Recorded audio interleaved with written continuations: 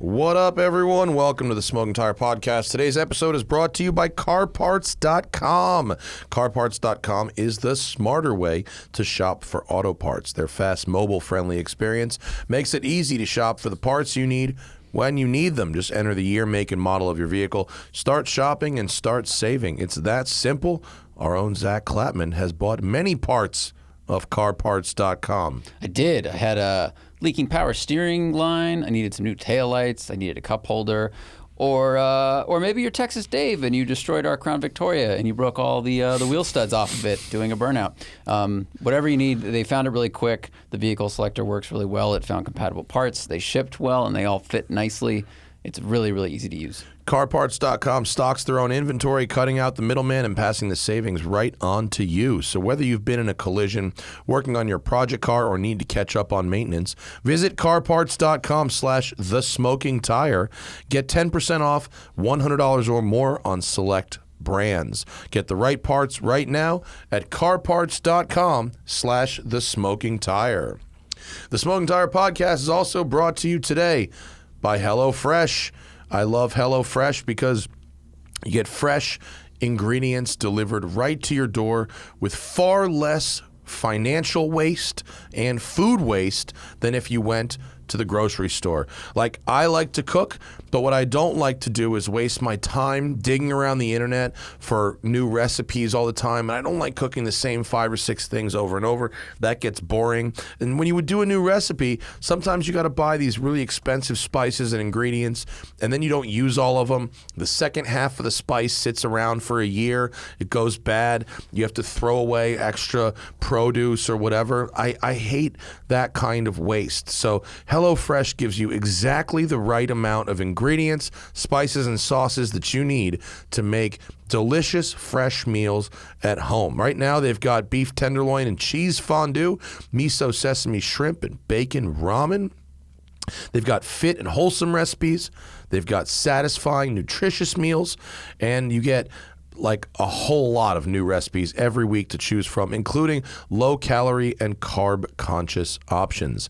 HelloFresh cuts back on time spent in the kitchen. Most meals are ready in 30 minutes or less. In my personal experience, sometimes it's up to 40, but 30 to 40 is no big deal. It's really easy, quick cleanup, 72% cheaper than a restaurant meal of the same quality, and you could save on average $65 a month instead of grocery shopping. That's money back in your pocket. Man, there's a lot of options, and what I like best about HelloFresh is that it keeps me making new things. I keep the big, easy-to-read recipe cards if I ever want to go back and make it later for more people, more than just me and my wife. And the ingredients are always fresh and pre-portioned. It's always exactly the right amount of food. So right now, go to HelloFresh.com/SmokingTire16 and use code SmokingTire16 for up to 16 free meals and 3 free gifts. Smoking Tire 16, right? HelloFresh.com/Smoking Tire 16. Code Smoking Tire 16 for up to 16 free meals and 3 free gifts. Right.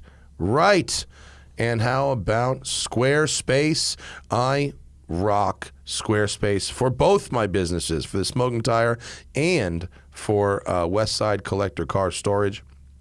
Squarespace, they have tools that is an all-in-one platform for building your brand, growing your business, helping you stand out with a beautiful website to engage your audience and even sell stuff, anything, your products, content you create, your time, no matter what.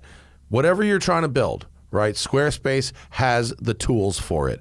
If you're in, you could do a member area. So if you want to monetize your content with a secret member area where you can unlock a new revenue stream for your business, right? Selling access to good content, online courses and newsletters. You can use an appointment scheduling feature. You can do an email campaign through Squarespace. You can connect your social media accounts, for instance, on the smokingtire.com. All of our social media accounts, our YouTube and our podcast, go straight into the Squarespace page. It's very, very easy. There's back-end analytics helping you understand what's working for your business and what's not working for your business. It is all Easy. I don't know anything about coding. I don't know anything about HTML. All I know is how to drag and drop things and type words. And that's all you need to know how to do to make a website on Squarespace. So you can check out squarespace.com/tire for a free trial.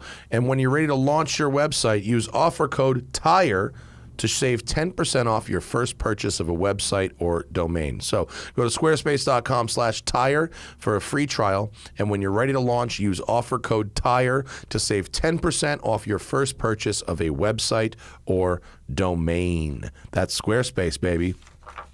And we got to protect your car.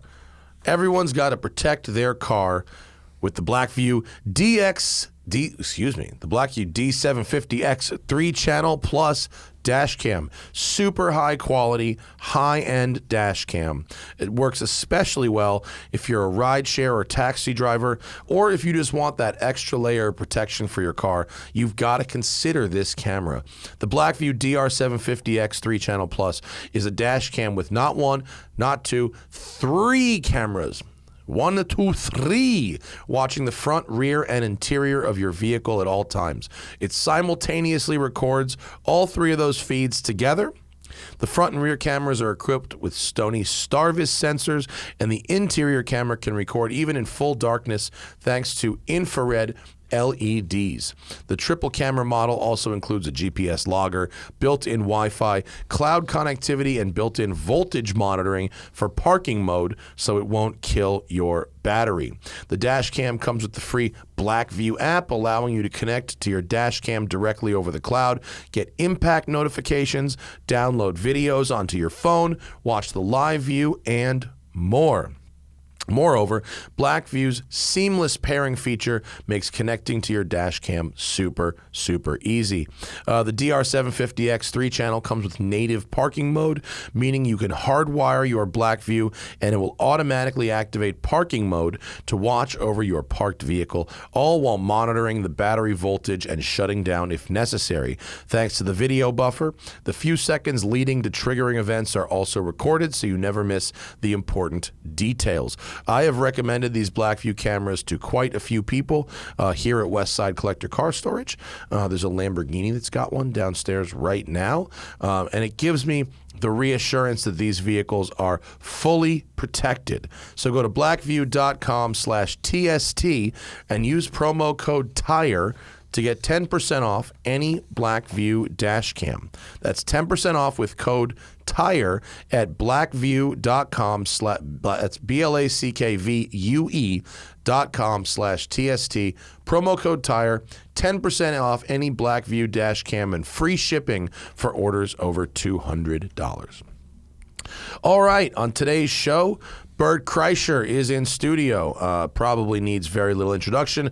World famous headlining comedian, co-host of the Two Bears, One Cave podcast. He is a very, very interesting guy. He's got a great story. We go all over from cars to why he's really here today, which is to have me help him buy a race car for our friend Tom Segura's birthday. We talk about how we ended up in this ridiculous situation in the first place, and then we get deep and talk about booze, self-esteem issues, all kinds of things, reminisce about our old friend Carl Ruiz, the Opie and Anthony program, and in general, just do 2 hours of very, very fun radio. Bert Kreischer on the Smoking Tire Podcast. You with the president, the gold, which is nice. I went to a Rolex. This is back when Rolexes were everywhere, and I had that one on.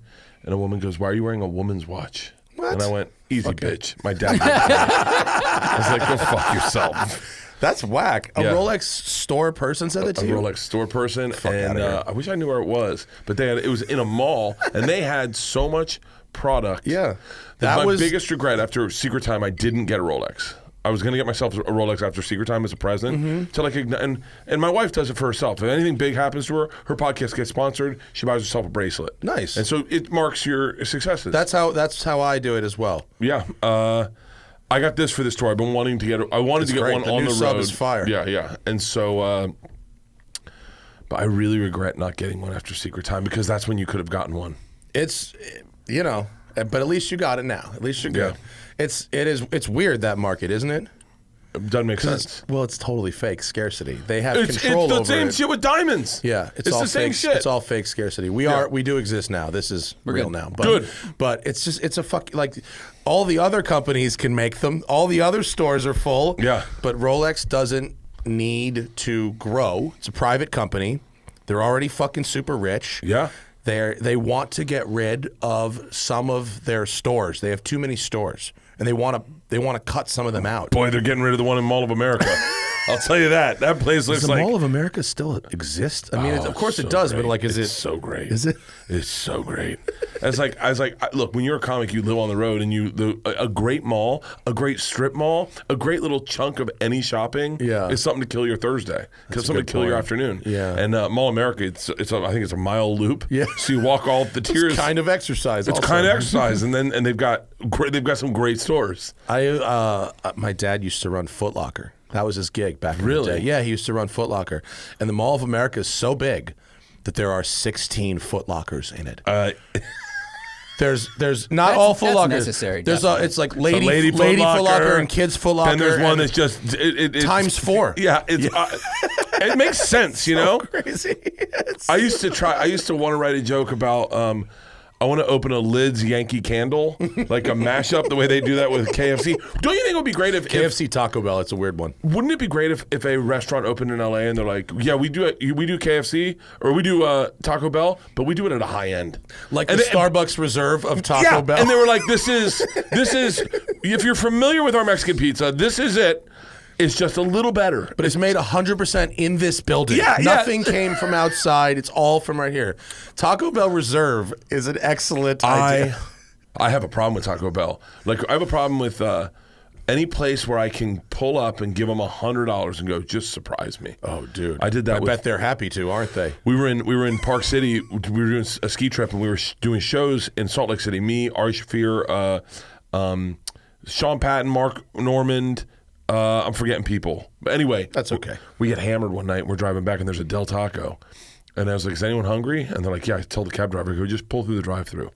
And he was like, ugh. And he's like, I got to take all these guys' orders. And I go, no, don't worry. I gave him $200. I said, just surprise me. And they had so much fun putting $200 worth, and it was like bags.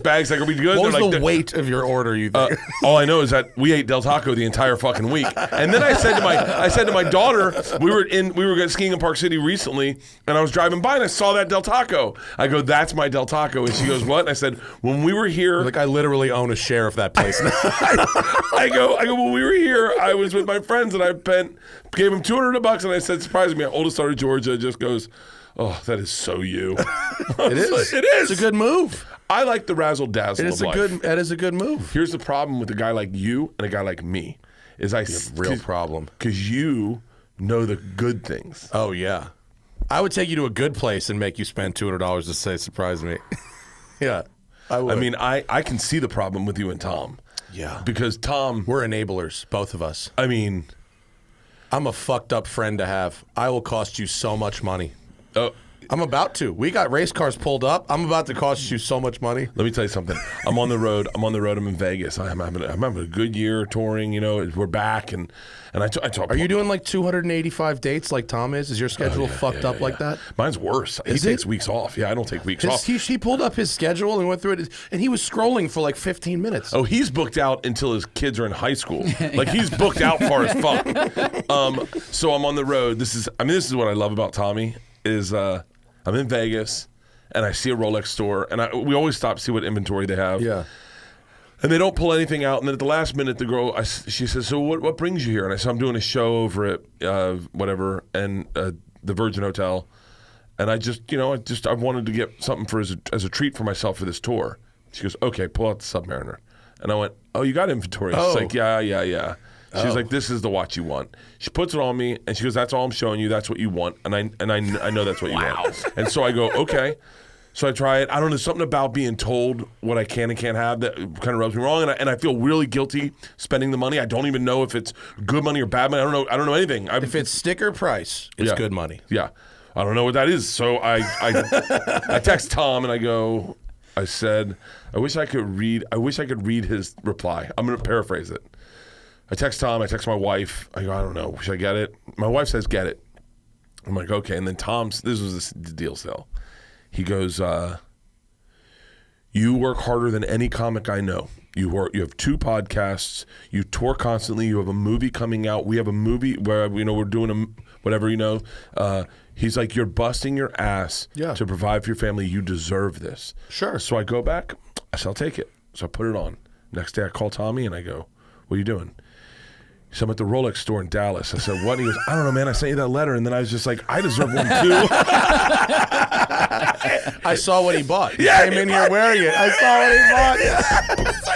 It's crack. It's a crack, isn't it? There's a fine line between, because I never realized like a Rolex was a thing. I knew they were nice. My mom and dad bought them when I was a child as like matching presents. The Datejust steel with gold in the center. Yeah, the two-tone. Yeah, two-tone. And when my dad thought he was going to die, he gave me his. Oh. And so I wore one knowing that was my dad's watch. And then when I turned 40, he gave me that gold one. Yeah, that thing was dope. Yeah, and President, right? I still have it. And I wore it on a special, and I did not realize, like, that's what when you realize what watch guys start. Like, Russell Peters hits you up. Joe Coy hits you up. They're like, nice flex, man. I like the watch. And that's you're like, funny. Oh, shit. Well, dude, you got no shirt on and a gold President. You're saying something.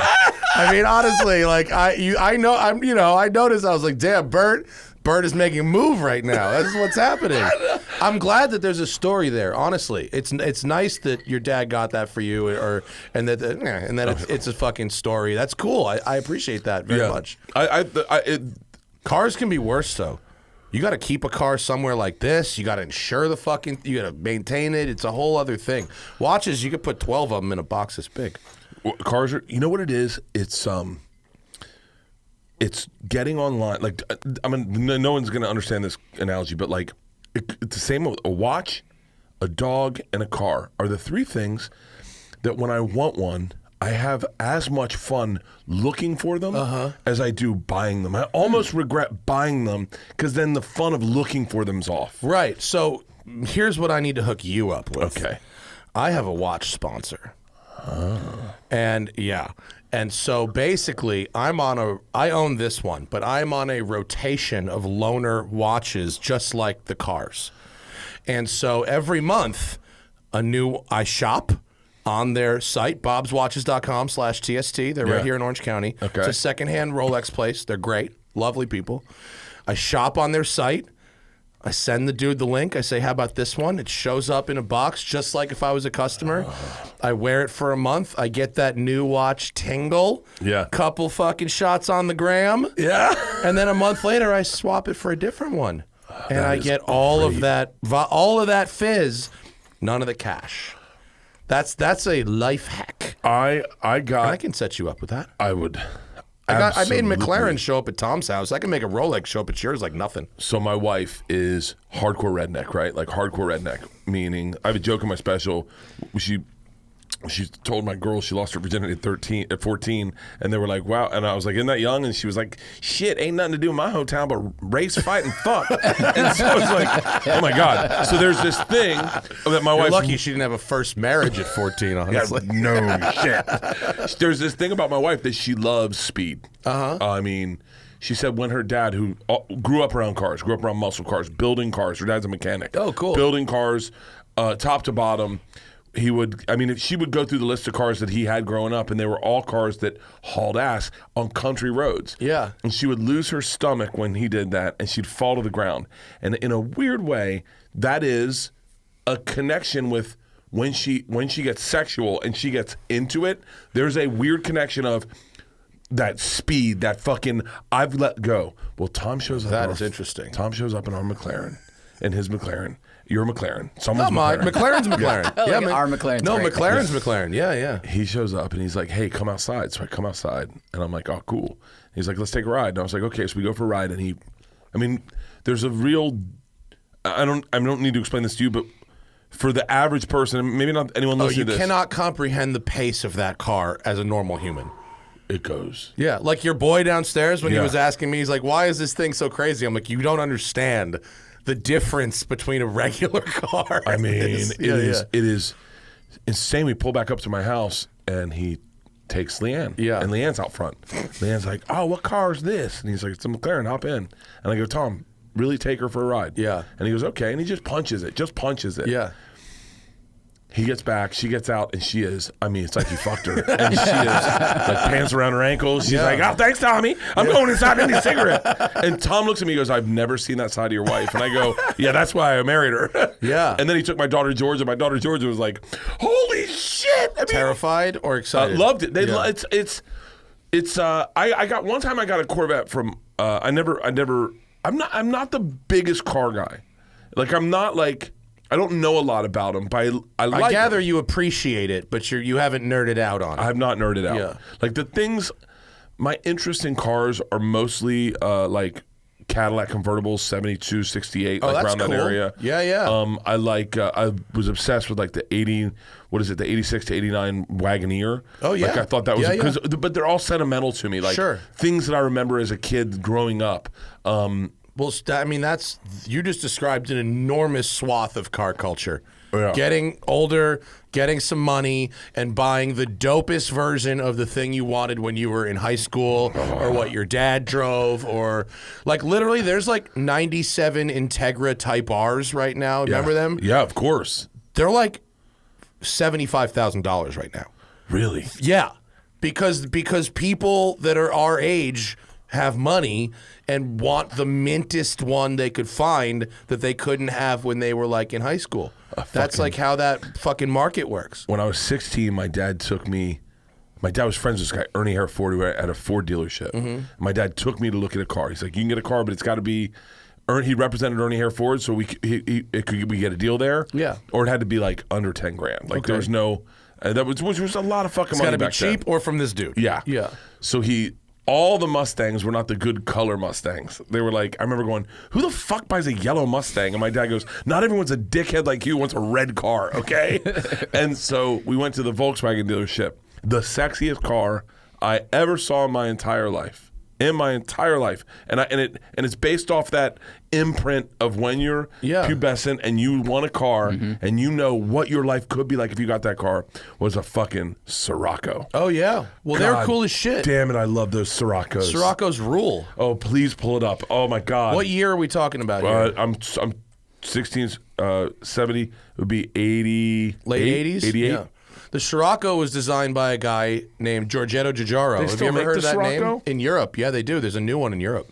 Oh, that was the 88 Scirocco was the sexiest. So you know the guy who designed this was very famous.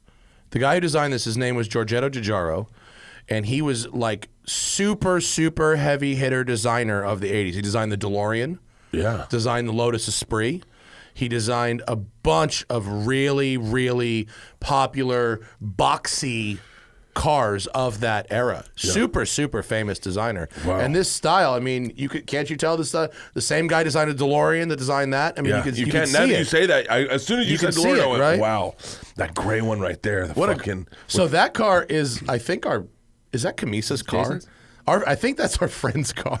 For real? Yeah. Our friend Jason Camisa is an automotive journalist with Haggerty. He makes great videos. He's really talented, and he's got one of them. I remember learning. It's so funny. I remember learning. We had friends that had Mustangs, but then it wasn't until I saw Ford versus Ferrari. Yeah. Was it Ford versus Ferrari where they introduced McLaren? The movie a couple of years ago? Yeah. When Bruce McLaren. Yeah. The guy. I don't think I understood that was what that was. Right. We had a friend that had a McLaren. You didn't take it back to the dude McLaren. I didn't. I never understood any of that. And that's when I say I'm not a car guy. I was like, I know what I like. I know what I like is sexy, but it's all based off of like my mom had the coolest BMW that was sloped down on both sides, and it was just hugged the ground. Yeah. And it was like a car your mom should never get. And I was like, I mean, I played with so many tits in that car. I mean, there's nothing wrong with pure sentimentality when it comes to cars. There's absolutely nothing wrong with that. There's a lot of the market that runs on that shit. Dude. A lot of all markets run on A lot that. of all markets. Yeah. Really? It's like your dad's. It's like your dad's Sports, watch. Totally. Yeah. Same thing. Yeah, I guess at a certain point, my dad started buying stuff that his dad had. Yeah. And I guess I'm turning into that guy. Yeah. Where I'm just like, But looking like My dad didn't have cool cars, so I'm buying the shit that was on my posters. I'm buying this shit that I'm doing that. my dad would buy cool cars, but my dad would buy cool cars I didn't know were cool yet.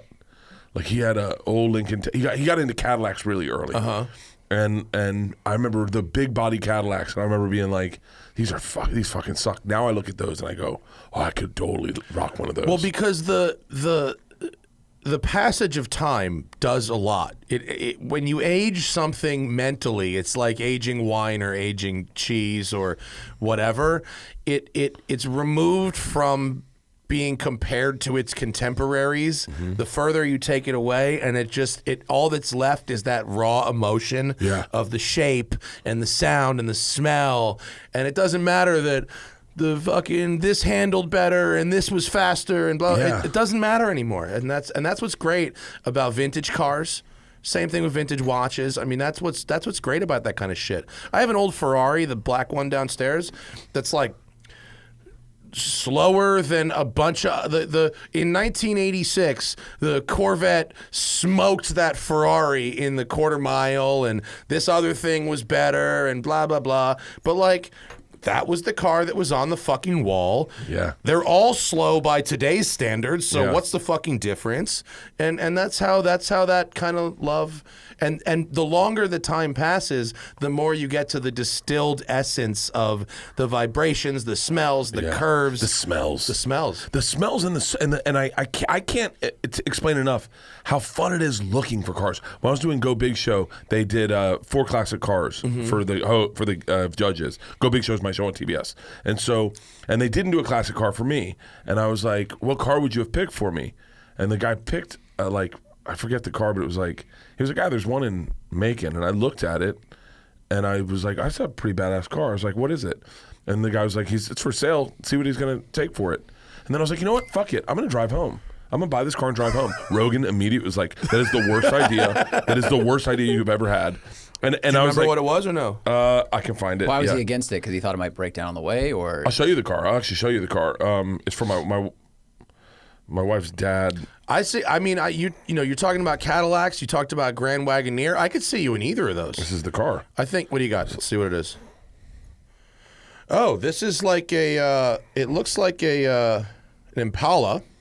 Looks like a 66, maybe 67 Impala Super Sport convertible. Probably 68. Yeah, I mean, look, you might have broken down if you bought it and went home, but I think you'd look fucking good in it.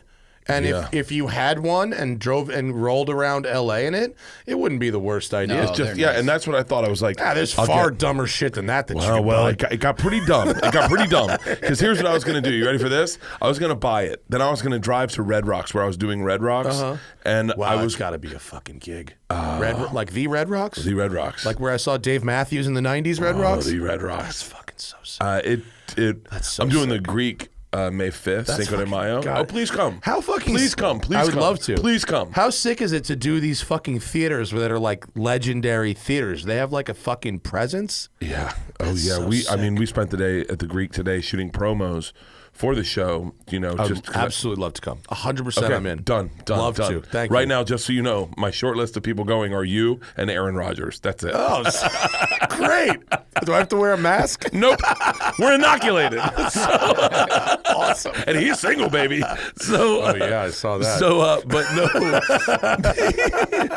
But it's amazing to answer that. Today is very interesting. I've done venues bigger than the Greek. Yeah. And I haven't done the Greek, but going backstage today, we're shooting promos, and I realized very quickly,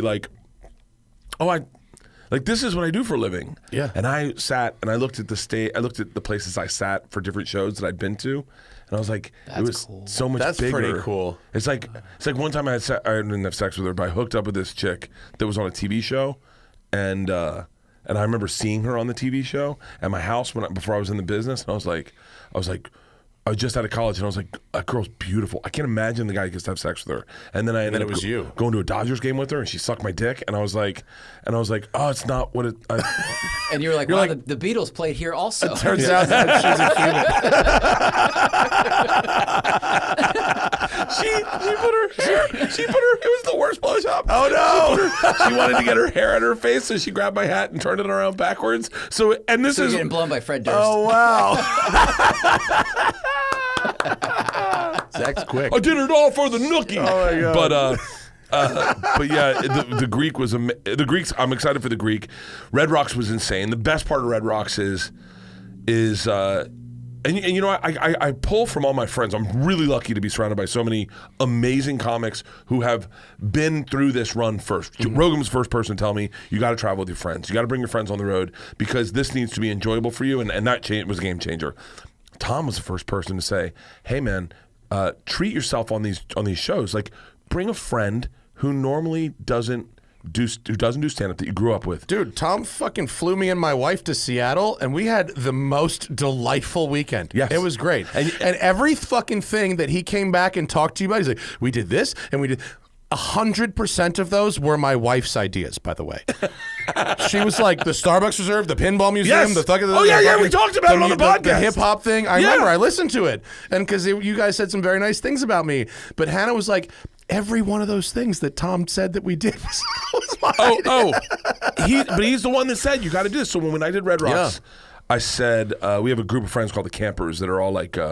Our family friends, 3 other families, and then I had 2 opening acts, Mark Norman and Dave Williamson, and I said, I'm renting out cabins on a river in Evergreen. I'm renting out the whole place. Awesome. Sounds fucking great. You guys are all invited. Let me know if we'll fly you guys out. Are these the people that you have the sex positions mailing list with? See, I listen to your show. Yeah. We did the 12 Nights of Kama Sutra. Yeah, those are my friends. I listen to the show. And so I brought them all out, and then I got a Sprinter van. I got us IVs in the morning. Like, I just really... That's hardcore. I really made sure everyone had all the opportunities to have the best time ever. That's the Tom Segura thing. He likes giving gifts more than getting them.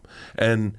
I'm not that way. I like getting them. I really like getting gifts. I don't listen very well, and I don't like looking at pictures and I'm not in. Like that, Tom's weird. That's hilarious. And then I took us all to Red Rocks, and then we stayed, and sold out Red Rocks. Had one of the best shows of my life. And so the vibe. Do you think the vibe made you have a better show? It's interesting because I think so. I think I set myself up to succeed. I think I surrounded myself by people I wanted to be around. Mm-hmm. We got IVs. When we got to the venue, we got IVs. These are like saline IVs, right? Like alcohol recovery IVs? Yeah, they're glutathione pushes. I mean, they're like fucking... What's in the fucking IV? Everything.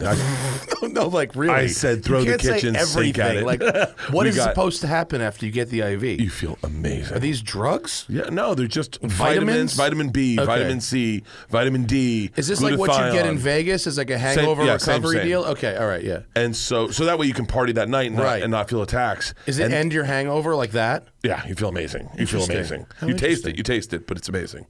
You definitely taste it. Can I get it? Can I get it in a can? Do I have to get the needle or No. It's like you just blew the manager at GNC. Like you taste it. But then that night I got to go out on the stage of Red Rocks. No one's there. I lit a joint, had a cocktail, and I sat under the stars, and I had that realization moment. On the stage of Red Rocks by yourself? By myself at midnight. Wow. Yeah. And then the next night, I got everyone tickets to Jimmy Buffett, and we all went to see Jimmy Buffett at Red Rocks, and met Jimmy Buffett, hung out with Jimmy Buffett. It was the greatest. Jimmy Buffett's got a racket going. He really's got a racket going. That guy's got a dial. He's like, I'm going to age with all of you in a place with my name on it. Let me tell you something. Throw me in that briar patch. I will just tell the machine story. It'll be a 12-minute show, and I'll come on, and then I'll just drink, and you can ask me questions. I'll take my shirt off 5 times in the show. Here it is. The thing I was going to do with this car, here's my idea, right? Drive to Red Rocks. Pull it on stage at Red Rocks. Yeah. I didn't know if that was possible. possible. Is that logistically possible? It's not ish at all. And then give it away to someone in the audience. Awesome. That was just my idea. toss the fucking keys to somebody? Take the keys and Toss be the like, car. just throw them up in the thing and be like... Just be like, the title is under somebody's seat. You find it, it's yours. I love that energy, though. I love It's that. fun as fuck. I used to do this waitstaff raffle where I'd have. You should still do that. You should still buy a car. Yeah. And fucking do that. Maybe I'll do. It's hilarious. Let's do it at the Greek. Let's do it at the fucking Greek. We'll park that bitch out front. Win this car. Why don't we do it? Yeah. Just park it out front. Hood up, everything up. Just win this car. I'll tell you what. If someone doesn't take that, you see that fucking smart car downstairs? Yeah. I technically own that.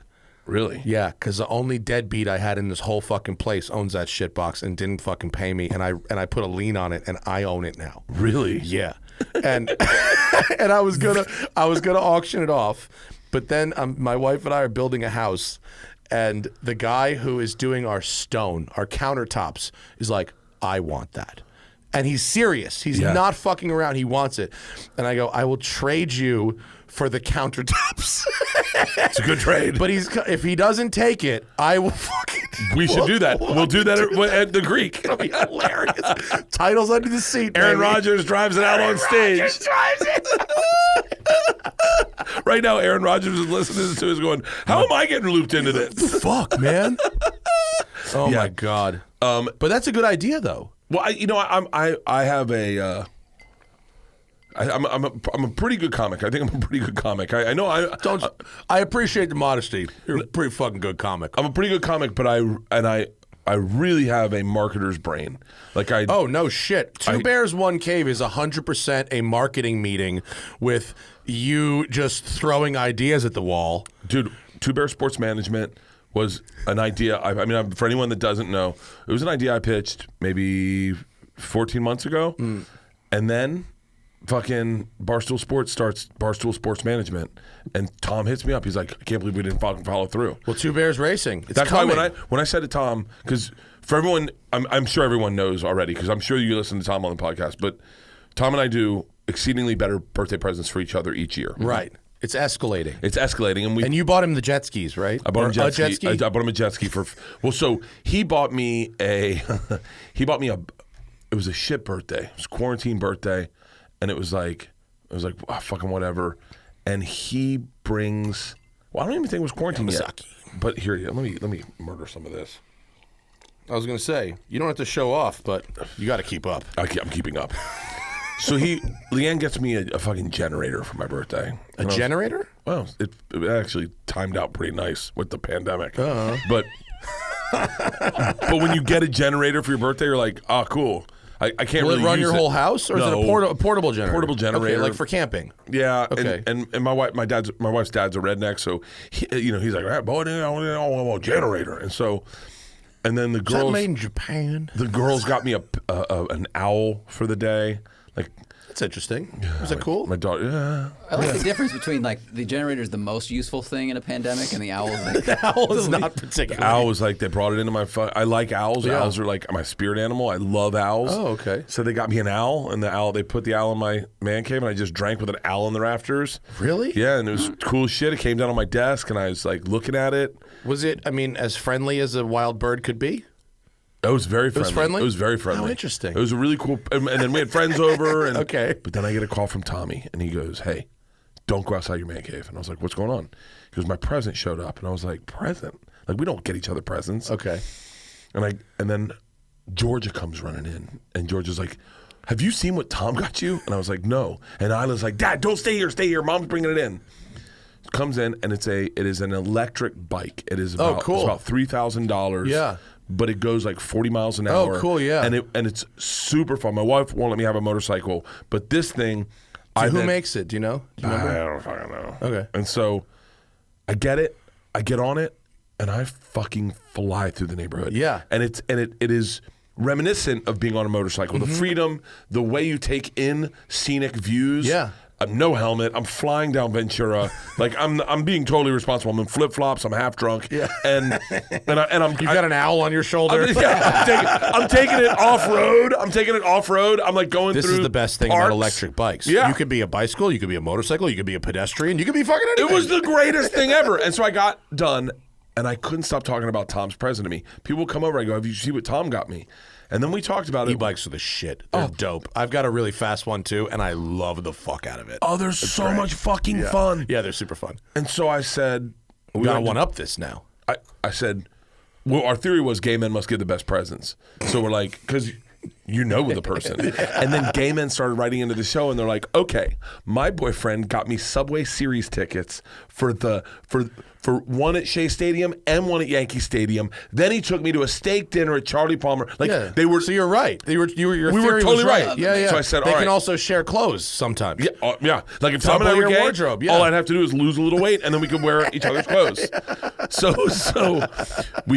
I said, I'm buying you a present next year, and I'm going to step up my game. He buys the house in Austin, and I think to myself, at first I was going to buy him a boat. They're fucking expensive. Boats are really expensive. And so I said... Jet ski's almost a boat. I said, if I can get a jet ski that goes... I know Tom likes speed. If I can get a jet ski that goes 70 miles an hour, then he can get up in the morning and open that bitch up on glass. Yeah. Nothing like that. That's a delightful So sensation. fast. They are so fast. So I don't consult my wife. I call my business manager, who you'll meet soon, because I need you to talk to him. And I said, hey, I want to get Tom a jet ski, like a high-end jet ski. They're hard to get to in the pandemic because everyone was buying them. So we find a dealer, we get the jet ski, we get it dropped off. Tom calls, he's like, this is the greatest present ever. And then he goes, it's so great, I bought two. I bought another one. I bought the same one. And so then my birthday came up this year, and I'm overwhelmed. My schedules has been insane. The bike was last year, 2020. The e-bike. That was 2020 birthday? Yeah, I guess so. Okay. Yeah. So your birthday came up 2021 this year, birthday. 2021 birthday. I'm sorry. Excuse me. The bike was 2 years ago now, 2020, No, right? it must have been 2021. So there's been another Because birthday? we've only done, we did the The bike, the jet bike, skis. the jet ski, and then mine. What's yours? So we're doing the movie. We're screening the movie. I'm on tour. I have to come back for ADR for the movie, for the screen. I mean, it's like a crazy schedule. And I'm doing Two Bears, One Cave. And I'm stressing about Two Bears, One Cave. And Tom just goes, hey, man, happy birthday. I said, what? And he said, I got you the Citation, the big fucking jet. It'll be taking you from your show that evening down to Austin. Heavy jet? It'll be waiting for you. I got you the place at the Four Seasons. You're going to stay there. Then we're going to do Two Bears, One Cave. It's going to fly you then to L.A. for your screening. He got you multiple legs? And then it's going to fly you back to Minneapolis for your next show. Get the fuck out of here. And I was like, and by the way, it was like... That's a fucking heavy. That's a heavy. $75,000. Yeah, it's a heavy. $75,000. That's a heavy. I couldn't enjoy it because all I thought was I got to spend $100,000. It's going to get completely out of control. It's getting out of It's going to get out of control. I thought I was taking it to the next level when I spent $15,000. Okay. And now... So when Tom came in the studio 3 weeks ago, and he goes, Bert's going to buy me a race car. And I go, okay. And I go, what's your budget? And he goes, 100. And I go, what are you, fucking insane? Like, I actually thought he was insane. No. We thought he was kidding, but then we saw his eyes. First we thought he was kidding, but now that you've given a backstory, Yeah. now, I mean, the car... I said, okay, so let's get to the problem at hand. The race car. Okay, let's start at I don't know anything about racing. That's fine. You don't need to. I've done races. You so have me. I'm the third bear. I've done okay, I love it. I got you. By the way, just so we're very clear, you are a part of Two Bears Racing. I'm 100% in. Okay. I got this. I listened to the show where you came up with it. I bet you were fucking throwing your phone against the wall. Screaming at my fucking What the fuck radio. is this fat guy saying? I go, what? I go, I'm texting Tom. I go, please let me help. Please let me help. Please let me help. Bert has no idea what he's talking about. Please let me help. Here's what I do know. Here's where we start with Two Bears Racing. I did the blower series with the blowers. I've done the mudders with the trucks where Like tractor pulls? I've done a bunch of races through Travel Channel. Yeah. I've done motorcycle on the track where you wear the steel boot. Flat track. Flat track. I've done a lot of this just by my job at Travel Channel. One of the things I knew. What a great gig. It was a pretty great gig. It was a lot like being a stripper. It's like good money, a lot of fun, but you don't learn anything at the end. You're like, cool, I can tell you about almost getting attacked by a shark. Just enough to say you were there, right? Yeah, just enough. That's kind of what our job is too. But you go ahead.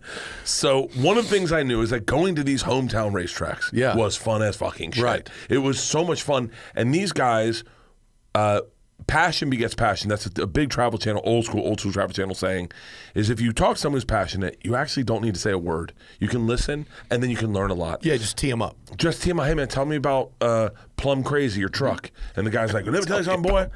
We got a 5-point harness. Now, if you don't hug that in tight, your spleen's coming out your mouth. All I need you to do, boy, is hold that red button down, punch that thing, and when that thing goes green, you pop it off, and you hold on for the ride of your fucking life. And That's very good. And so, we did this a lot. But the community was fun as shit, right? Yeah. My wife and I go out to, what's the one? Montana? No, Where are we pointing? It's out near Ontario. It's like that direction. The NASCAR track? Dirt track? Drag strip? What are we talking about here? It's I don't know. My wife is into racing too. Auto Club Speedway, So, like Big Fontana. Yeah. Out by the thing, Pomona, whatever. I don't know. Yeah. It's on my Instagram stories from a year ago. Okay, and whatever. so we go out there and we watch racing, and it's fun as shit. And you're watching these kids that are young and they're really into it, but the community in the grandstand's one thing, but the community with where all the cars are is another. It's really cool. Yeah. And it's fun. And if you're into racing, it's really fun. It's like watching a minor league game. Sure. And so I thought, it's marketing wise, it's a great opportunity for us to get involved into a community that maybe we're not in, but we're passionate about. Sure. Right. Secondly, it's my present to Tom is to give him the thing he loves, but I don't know shit about racing. All I know about there's blowers and fucking trucks and the fucking car with the fucking fin like this. Yeah. So I was like, all right. I was like, and then I heard you talk about these, and I've tried to explain what you said, but like the endurance races. Yeah. So this is where I think you guys should go. Okay. The thing with the fin on the roof, that's sprint cars. Okay. It's really fucking dangerous. Okay, and we need Tom. You don't want that. We need Tom. So I think you guys should do endurance racing, and here's why. It's a team sport, so you can have a whole bunch of your people doing different shit, right? The cost of entry is very low. It's the races are like on a weekend there'll be 2 races, and they're each like 8 hours long. And so it's most number of laps you can do around the track in 8 hours, and there's driver changes. So like Tom would be a driver, I could be a driver. Okay. Like if you wanted to call fucking Rogan out, he would be a driver. Oh, okay. Oh, and then you my have tits are tingling. And then you've got a pit crew to change to fuel the car. We could have folks like professionals that we could pay to fix the car if it breaks, because that could happen. Yeah. And the cars themselves are like production-based cars. It's not like some crazy fucking backyard shed-built thing. Like you'd start with a real car, and you'd put safety equipment in it, or you'd buy an existing race car, and then you would just have to buy tires, a few spare parts. You need a trailer, you know, and costumes. Or not costumes. Definitely fire suits. Sorry. But I do know a guy who can make fire suits that will pass, like proper fireproof suits with fucking anything you want on them. You want a fire suit with fucking dicks all over it, they'll make you a fire suit with dicks all over it. I want a fire suit with... It would look like a bear. You could look like fucking grizzly bears. I want bear fire suits. Doable. 100% doable. Easy. Can I sell advertising on top of my car? Yes. I mean, that's how racing works. That's what racing is. Oh, yeah. You've never seen stickers on a race car? That's what that is. Yeah. I know, but I didn't know if it worked for us too. Well, it works better for depends you on the because you have an visibility, audience. Yeah, especially if we get you, me, Tom, we get bring, Rogan and to you drive. bring a film crew or whatever the we're fuck. shooting content. We're putting it online. Yeah. But more importantly, like how super fun. It's the most fun thing ever. ever. I think. It's great fun. It's like I ran a marathon, and running the marathon was the getting done with it. Everyone hanging out, running a half marathon, doing the Spartan races. So what's really fun with with these series is that the night in between the 2 races, everyone's fucking partying and drinking, and having a great time. And these I don't want to call them, like, these entry tiers are really fun because a lot of it are groups of people that built a car themselves or as a group. So there's this nice camaraderie of like, we all put the work in to get here to do this thing, and the people next to you might be replacing an engine they blew up, and the people next to you might be replacing suspension, but they're also grilling a pig, and they brought their homemade bourbon, and like it's a good time.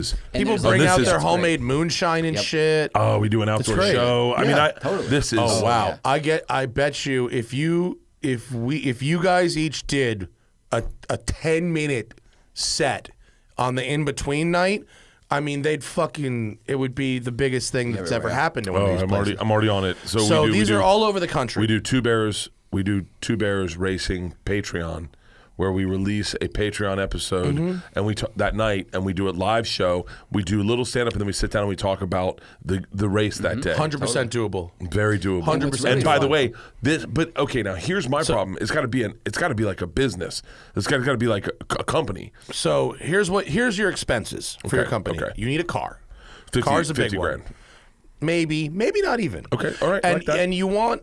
And so these endurance races, they have classes, right? And you have 5 classes or maybe 3 or whatever it is, the number of classes, they're all racing at the same time. Cars of different speeds. Okay. So you have some really slow cars, you get some really fast cars.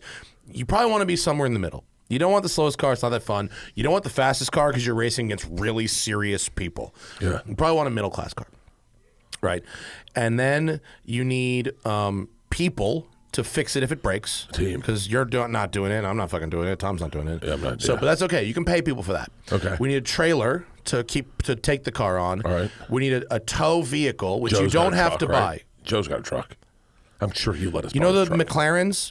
We can also get Chevys, like the press cars. We can get a press truck Okay. to tow it. Okay. Right. Okay. Yeah. And then we need some spare parts. A second set of wheels and tires because you'll go through tires. Yeah. Just some like random shit. You need some like gas cans, just like some random racing shit. Yeah. And everyone needs safety equipment, suits, helmets. They can get that shit themselves, I right? need a Hawaiian shirt. I'm gonna need You want a motorhome.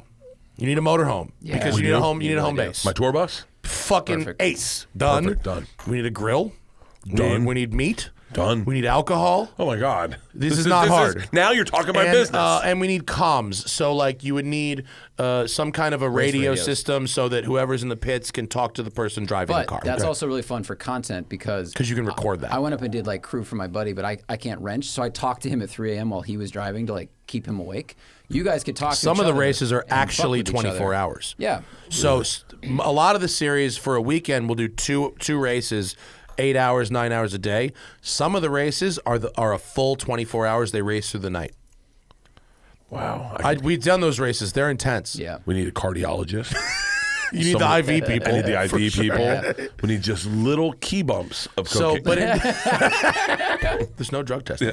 So, in terms of the things like, if you were to buy Tom a race car, I would say that you should spend like 35 grand on the car, Okay. and the rest of the money on the things that you need to get the car to a race and do a race. Okay, and then races with our schedules. I mean, I guess it's going to be. We're just gonna have to look at a schedule. We're gonna have to Yeah. make a schedule. And then, are there races in Austin? Can we start in Yes, Austin?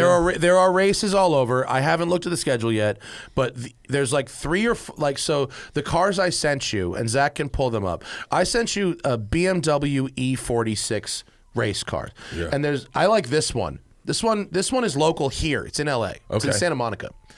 And this one is prepped. It's already got safety equipment. It has a good safety, a good track record. It has a really cool livery, a Jeff Koons art car livery, which I like. It's a throwback. What's a livery mean? Like the design on the car, the actual, like that multicolored thing Yeah. is an homage to the BMW art cars. Oh, really? You change it, you wrap it, right? So you wrap it like a grizzly we're definitely bears. wrapping Yeah. it, yeah. Because you're gonna want to put stickers on it too. But so you've already got the cage. That's very important. Roll No cages steering wheel.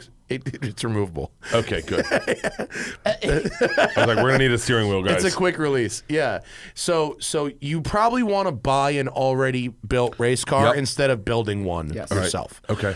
And so then, we're gonna need a trailer, we're gonna need some spares, and we're gonna need to have people that will come to the track and maintain this car to get it through races. Okay. And look, it's possible, not likely, but possible. You get 10 laps into the race, you blow the fucking engine, and you're fucking out. Like that can happen. That's racing, right? Yeah. So you want to start with a car that's got a good track record, and then we want to send it to somebody to prep it, just to service it and make sure that whatever we can address, whatever we think might go wrong is fresh and good. Yeah. Little oil change, new brake pads, just shit, bullshit. So Jiffy Lube it. yeah, but Yeah. better. They do a good job. But better. Yeah, for sure. A little bit better. So, I would Jiffy probably Lube Reserve. try to spend 35 or 40K on the car itself. Okay. And then use the rest of it for the other things. For the accoutrements. Yeah. Yeah. You don't need like a crazy trailer, just a regular open trailer. Like I found one. I mean, there's like a single car trailer that's enclosed. You know, I mean, that's $40,000. these dude. are high. You can probably go in Those like are the expensive. 15s to 20s. Like But this, we can like, get you look, can go open trailer. You don't need an enclosed trailer. Yeah, but then you can store tires and fuel in it and stuff. I would do closed trailer. For real? I Because really part of would. me thinks Like this. it driving down the street with our Two Bears logo is also marketing. That's On the well, it's trailer. also marketing, but you also might end up with some weirdos following you around. It's called my career. Yeah, it's on your bus, right? That's true. You publish You're your fucking kidding me? You publish I'm your on the tour side- schedule. I'm on the side of my bus. You don't think I have That's weirdos? funny. Can I? You want to hear just a sidebar real quick? Please. I did a video with Rogan's cars a couple years ago, Yeah. and it was great. I drove his Sharkworks 911. He was great on camera. It was a lot of fun, and it pretty much started whatever friendship we have. But he got kind of mad at me because we didn't blur out his license plates, and I was like, dude. You literally publish where you're going to be on your website. Like anybody who wants to find you can just like go there. Yeah. Find Wait, you. what can you find from a license plate? Can you find someone's? If a police officer could find out where the car is registered and someone who was illegally accessing a police database might be able to find something. But you have to commit multiple crimes in order to get information. I have a regular given out- person can't find shit. I gave out my number. I gave out where I lived. Like on podcasts. How'd that go? We bought a new house and I have a new phone. It was bad. Well, it was fine when I was like regular, when I was just had a podcast, because I'd slip up. I'd be like, people would be like, "How do you like living in the valley?" I go, "Oh yeah, there's a Jack in the Box behind me. There's a Starbucks next door. There's a People are triangulating your yeah, shit. people were like, and this is when what was the Periscope was big? Oh, yeah. Live? Yeah, I'd go Periscope from my house to go get Starbucks. Yeah. And I had no clue that I was giving everyone all my address. And then what happened is, and my phone number, I kind of dug it when people called. That's hilarious. And they'd be like, is this Bert? I go, yeah, what's up? And they'd be like, oh shit, what are you doing? One time, this is the best one ever, is we pull into, I'm on social media, I'm on Instagram. We pull into a Starbucks, me and Tom, and we place our orders, and the guy goes, oh, huge fan. And I go, of who? Me or Tom? And he goes, I don't know the other guy. And so we all laugh, right? We pull into Two Bears with our coffee, and my phone rings. And I go, hello? And he goes, is this Tom? I said, no, it's Bert. And he goes, yeah, I don't know who you are. I'm a big fan of Tom. Oh, my so God, I just posted on social media. And Tom and I are like laughing hysterically. That's and hilarious. then fucking evil people got my phone number, and then they had access to me, and it was just sucked. It sucked so bad. I've decided that I'm the right amount of famous. If I go to a car show, famous. Yeah. If I go anywhere else, definitely not famous. It is fan-fucking-tastic. It's funny because Joe used to say he didn't want to be more famous. Joe used to say he Well, he wasn't fucked famous. up, didn't he? He fucked up. It's so crazy. He's, what do you think? Like top, at least? It's spun. it's It's the most- spun out of It's control the at most this downloaded point. podcast in the world. I From hope what I he. heard I about hope it. he has actually absorbed how famous he is, Nope. and Nope. maybe attempted to take some responsibility for his level of fame. Nope. Damn. Let me tell you something. unfortunate. I don't like telling too much about Joe or about a private relationship, only because everything's fodder for everyone these days. It's so gross. Yeah. Suffice to say, I was going through something, and Joe called me, and I talked to him for like 20 minutes before I realized, oh, he's probably also going through something today. Maybe I should ask him how he's doing. And he was like, oh, it's fine, man. You know, like that's who he is. He's taking care of his friends. He texted me. We text about comedy gossip way before any of the shit that's going on in CNN. And well, like that motherfucker has not changed one iota. I don't know if it's getting kicked in the head as many times as he did as a kid, but there is not one part of him that's changed at all. From like the guy I met, the gossip we'd have on the phone, the texts we'd share, at all. I mean, that's good. I hope, as someone who likes him, Yeah. that he understands how many people he's talking to, and just like a little, a little modulation in certain areas. I mean, I haven't listened to the podcast in a while. The whatever it was last week, he had two guys back to back talking about climate change. Here's one side, here's the other side. I thought that was a good move. I thought that was a good thing to do. Here's what's crazy is Joe is the most contradictory motherfucker you meet. Like if you tell him something you think he'll like, immediately his instinct is to contradict you and go, I don't like that. That's funny. What makes you think I like that? People don't take suggestions well. People don't like recommendations. You ever notice people are like, you should see this fucking movie, you'd like it, and you go, I don't know. Yeah. And then even if they're right later, isn't that crazy? Yeah, look, I'm a ride or die for the motherfucker. I got a small group of friends. I ride with those guys, and I will stand by them. They can drug me. They can listen, man. When Ari drugged me, I had a heart to heart with him about like, I need you as a friend. Like, I know you fucked up, but I need you as a friend, and I do love you. And my kids don't trust you. They don't want you around the house. My wife, you'll never see my wife again. But I know a side of you they don't know. Yeah. And I need to believe. I remember one time some guy tried to turn me against Tom, an agent. He was like, your boy Tommy, ... And I was like, yeah, man, I can't believe that. Yeah. I go, I know my friends. I ride or die. If the ship sinks, I sink on the ship. That's how I go. Makes you a good friend. Can I ask, can I spin it into a little personal thing real quick? Please. Big dude. My default mindset is self-loathing. Mm-hmm. I have good parents. They love me. They raised me well, I think. They're nice people. I don't think they fucked me up. Yeah. But I just, and I want to know, where does your self-confidence stem from? Because you fucking get up front on stage in front of 5,000 people, and the first thing you do is take your shirt off with a gold Rolex president on. Where does that come from? Obliviousness. Really? Yeah, like I God, my kingdom. I'm very self-aware, but I'm very unaware. Like it's also, I think, what makes a good comic is to ask the question that you don't know the answer to and be cool realizing that may be offensive, or take chances in stuff you don't know what you're doing, like doing a theater tour and going, I don't know what I'm doing, but let's just roll the dice on it. Do you suffer from like imposter syndrome ever? Like, how the fuck did I end up here? Like, this is 100%. I'm waiting for them to figure out that I can't do stand up. I mean, I'm not even joking. Like, I literally because you did Travel Channel TV first, right? No. You did stand up first. I did stand up first. Okay. Sorry, I started but my birth into stand up wasn't an authentic birth. So at 26, I got written up in Rolling Stone magazine for being the #1 party animal in the country, and then no pressure. Oliver Stone optioned the rights to my life. I moved. I did stand up once. I did good. I moved to New York and started doing stand up. Will Smith discovered me after 6 months, signed me to a deal, and so that quick heat that happened in the late 90s, that makes you feel like you haven't earned it. Like it's like you haven't paid your dues. Right. And comics were very. That's a real comic thing about paying your dues. Oh, yeah. They did it to Bill Burr because Bill Burr got townies after just off an audition after doing stand up for like a year. Yeah, and they beat you up, and that was old school stand up. It doesn't sound like that anymore, but they beat me up and made me feel like I didn't earn it, I didn't belong, and then I got a TV show. And then worked my way back up into stand up, meaning like hosting, featuring, and we're talking. I've been doing stand up now for 20. I'm 49. I started at 26, so 23 years. Yeah, 23 years.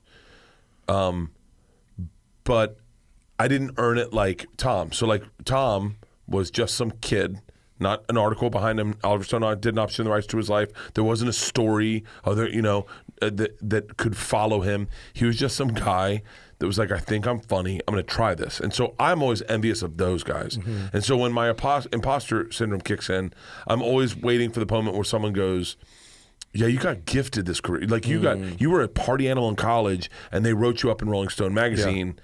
So I definitely deal with that. But the other side of me goes, I've earned it. I've worked hard enough. There's not one person in our business that would ever say I haven't earned it.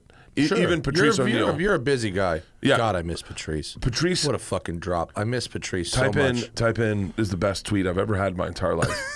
Patrice O'Neill, Mama Prods Productions, I think it is. I saw him accidentally at the Seminole Hard Rock about 3 months before he had his stroke. Yeah. I just happened to be there for fucking... Big Mama Prods. Totally Big Mama Prods. As the account or a subject? No, just in Twitter, at Big Mama Prods, at Bert Kreischer, and you'll see the tweet that was like the moment I knew I made it. Because Patrice was like the hardest on me. He was one of the funniest people in the history of funny fucking people.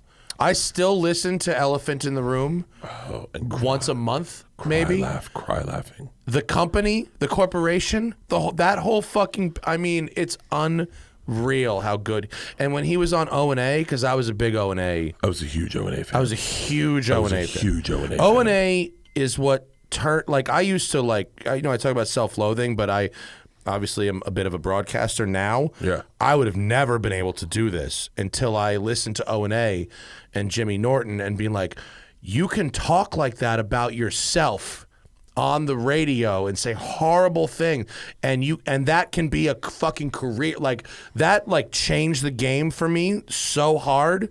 To O&A. And that was one of the greatest. It was the best radio show ever. It was the best radio show.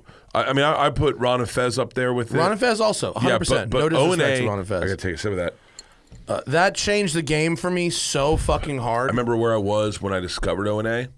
I remember where I was. I remember great moments of O&A. Do you remember when Patrice and Anthony stood on the opposite sides of the street and tried to hail cabs? Yep. And Patrice was a smiling, friendly, chubby black guy. Yep. Hey! And Anthony wore a Nazi war helmet, and we learned things later about Anthony, but wore a Nazi war helmet and tried to hail with a Nazi salute and got twice as many taxis in New York City as Patrice. It's an unbelievable bit. I remember the Louis C.K. Patrice etymology of racial slurs. Do you remember that? Yeah. I can tell you where I was in my car. I can tell you where I was in my car. I was on Detroit Street and Detroit and 6th, and I pulled over and I laughed. I laughed and I pulled over and laughed. Patrice could literally I can't find it, man. I'm Patrice could shut your entire body down. At Bert Kreischer. Laughing so fucking hard. So I was on the road. Patrice used to bust my balls. All those guys busted my balls. God damn it! Why don't you just tell us what it's? Just tell me what it said. It's okay. We'll forgive you. I'm in San Antonio. It's the day I had. There's a picture you'll find of a what looks like a chest in a refrigerator, a man's chest in a refrigerator. I was doing these what will the maid things, and so I'd set up the room so that the maid would come in and see it and be like, "What the fuck?" And I'd leave a big tip. And I wish I had recorded it, but cameras were too expensive then. And so, like a cadaver of a chest in there. Type in Bert, what will the maids think? I was doing this. Bert, what will the maid think? And I was doing, go to images. Do you see the one? I see a right fridge. There? Yeah, there's a fridge. So, center of the screen. Center of the screen, second row. Yeah, there you go. So I was making this. That's really funny. Yeah, and so I do it. It's literally like a torso of a guy in a hotel room fridge. Okay. Yeah, and that was what I wore. If you can see this in an episode of Bert the Conqueror, that was my wardrobe. And I knew I'd never wear it again, so I just left it. So I was making this, and my cameraman, Scott Sands, who was a big O&A fan, came in, opened my door, and he's like, dude, Patrice just tweeted you. And I was like, what? Now, I knew Patrice, but Patrice was never like a generous friend. He was always like a very honest ball buster, the kind of ball busting that was like sometimes a little too honest. Right. I remember saying, I'm so glad we're friends now. And he's like, we're not friends. We're people who work together, okay? So amazing. And he's like, are you going to pick me up at the airport and then take me to your parents' house? And I was like, no. And he was like, exactly. But that's Patrice. And so I opened Twitter, and Patrice's shout out was like, he was like, shout out to Bert Kreischer, a real comic who's paid his dues and is killing it on Travel Channel, something like that. Do you print it and frame it? You should. I should have. It's a good birthday present. I cried that day. I had put that in there, and I was like, all that ball busting, all that like Bert hasn't earned it, all kind of disappeared that day. And I was like, okay, I'm a legit comic. Yeah. And now I've been doing it probably, maybe 10, 12 years at the time. Yeah. But that approval from that New York scene, Colin Quinn, Dave Attell, Todd Barry, Patrice O'Neill, Jim Norton, Pete Corielli, like that whole scene, all the O&A guys, all the O&A guys. That's like the full roster right there. Because I would listen to O&A. I'd drive and do Sacramento with Tom, and I'd listen to O&A driving back, and I'd hear them in that room. And then I'd be like, God damn it, man, I want to be in that room. I want to be in that room so badly because it was the greatest radio just to hang. Do you remember? The closest I got, once Joe invited me to that secret back bar behind the Comedy Store. Yeah. and it was like everybody. And I was like, I feel like I'm in that studio I right found a now. response, but I think they deleted the actual post. Is the actual tweet gone? Oh no. Is that you responding in 2010? Yeah, that sounds like it. No, that stinks. Why would they take that down? It's just a compliment. I don't know. It seemed didn't mean that shit. When I looked at Big Mama Prods, it seemed like they changed the headline to like a homage to Patrice O'Neal or like oh, yeah. Yeah, take down the man's actual words. Good idea. I don't know. Yeah, the guys whose words we loved more than anything. My Let's get wife rid of works that. at Twitter. Maybe she could dig it out. The Wayback for us. Machine will have that post. You should use the waybackmachine.com, find that post, and print and frame it. Yeah, I'm you should. fucking serious. That O&A moments when a convergence of two different worlds, Rogan would show up and Bill Burr was in, because that wasn't the same world. They all started together, but Rogan was an LA guy and he'd bring in Ari and Joey, and then Burr would be there. Those moments were so fucking great. Yeah. When you turn it on, you're like, all right, and Opie would be like, in studio, we got Joe Rogan. Yeah. He's eating pot lollipops. Bill Burr's in studio. We got Patrice O'Neal, Jim Norton, Colin Quinn comes in, and you're like, shut the fuck up. A lot of that stuff's still on YouTube too. Oh, I know. I listened to all of it. Great, yeah. I loved those moments, and I'm being dead serious. Without a doubt, I would not have known how to do how to be on Rogan's podcast if I hadn't listened to O&A. Well, that's what inspired like us to do this. Yeah. Like, because ostensibly we're about cars, but we love to have comics and we love to like get other flavor in the fucking room whenever possible. I used to download those shows on LimeWire, and because I was like a big stand-up fan when I was 12, but it was Dennis Leary, Robin Williams, like that's what I've been exposed to, because that was what was on VHS or DVD. Yeah. And then I found O&A, and it was like, here's all these people I've never heard of, because the internet didn't really exist. And it was the funniest shit. Like I can still hear Jim Brewer's bits in my voice about like Chess King haircuts and the shirts and all his crazy story of calling in a bomb threat and all that stuff that happened. And it introduced me to all these voices and all these different styles of humor than what I'd been exposed to. It was the best. It was the greatest time for me as a fan. Yeah. Like I got to be a fan of when Rogan started popping. I really was a fan. Like that's when those first 70 episodes before I was on, I listened to all of them. Yeah. And I was like, oh, whatever this is magic. Yeah. And I remember being like, Tom and Ari telling me, hey man, Joe wants to have you on his podcast.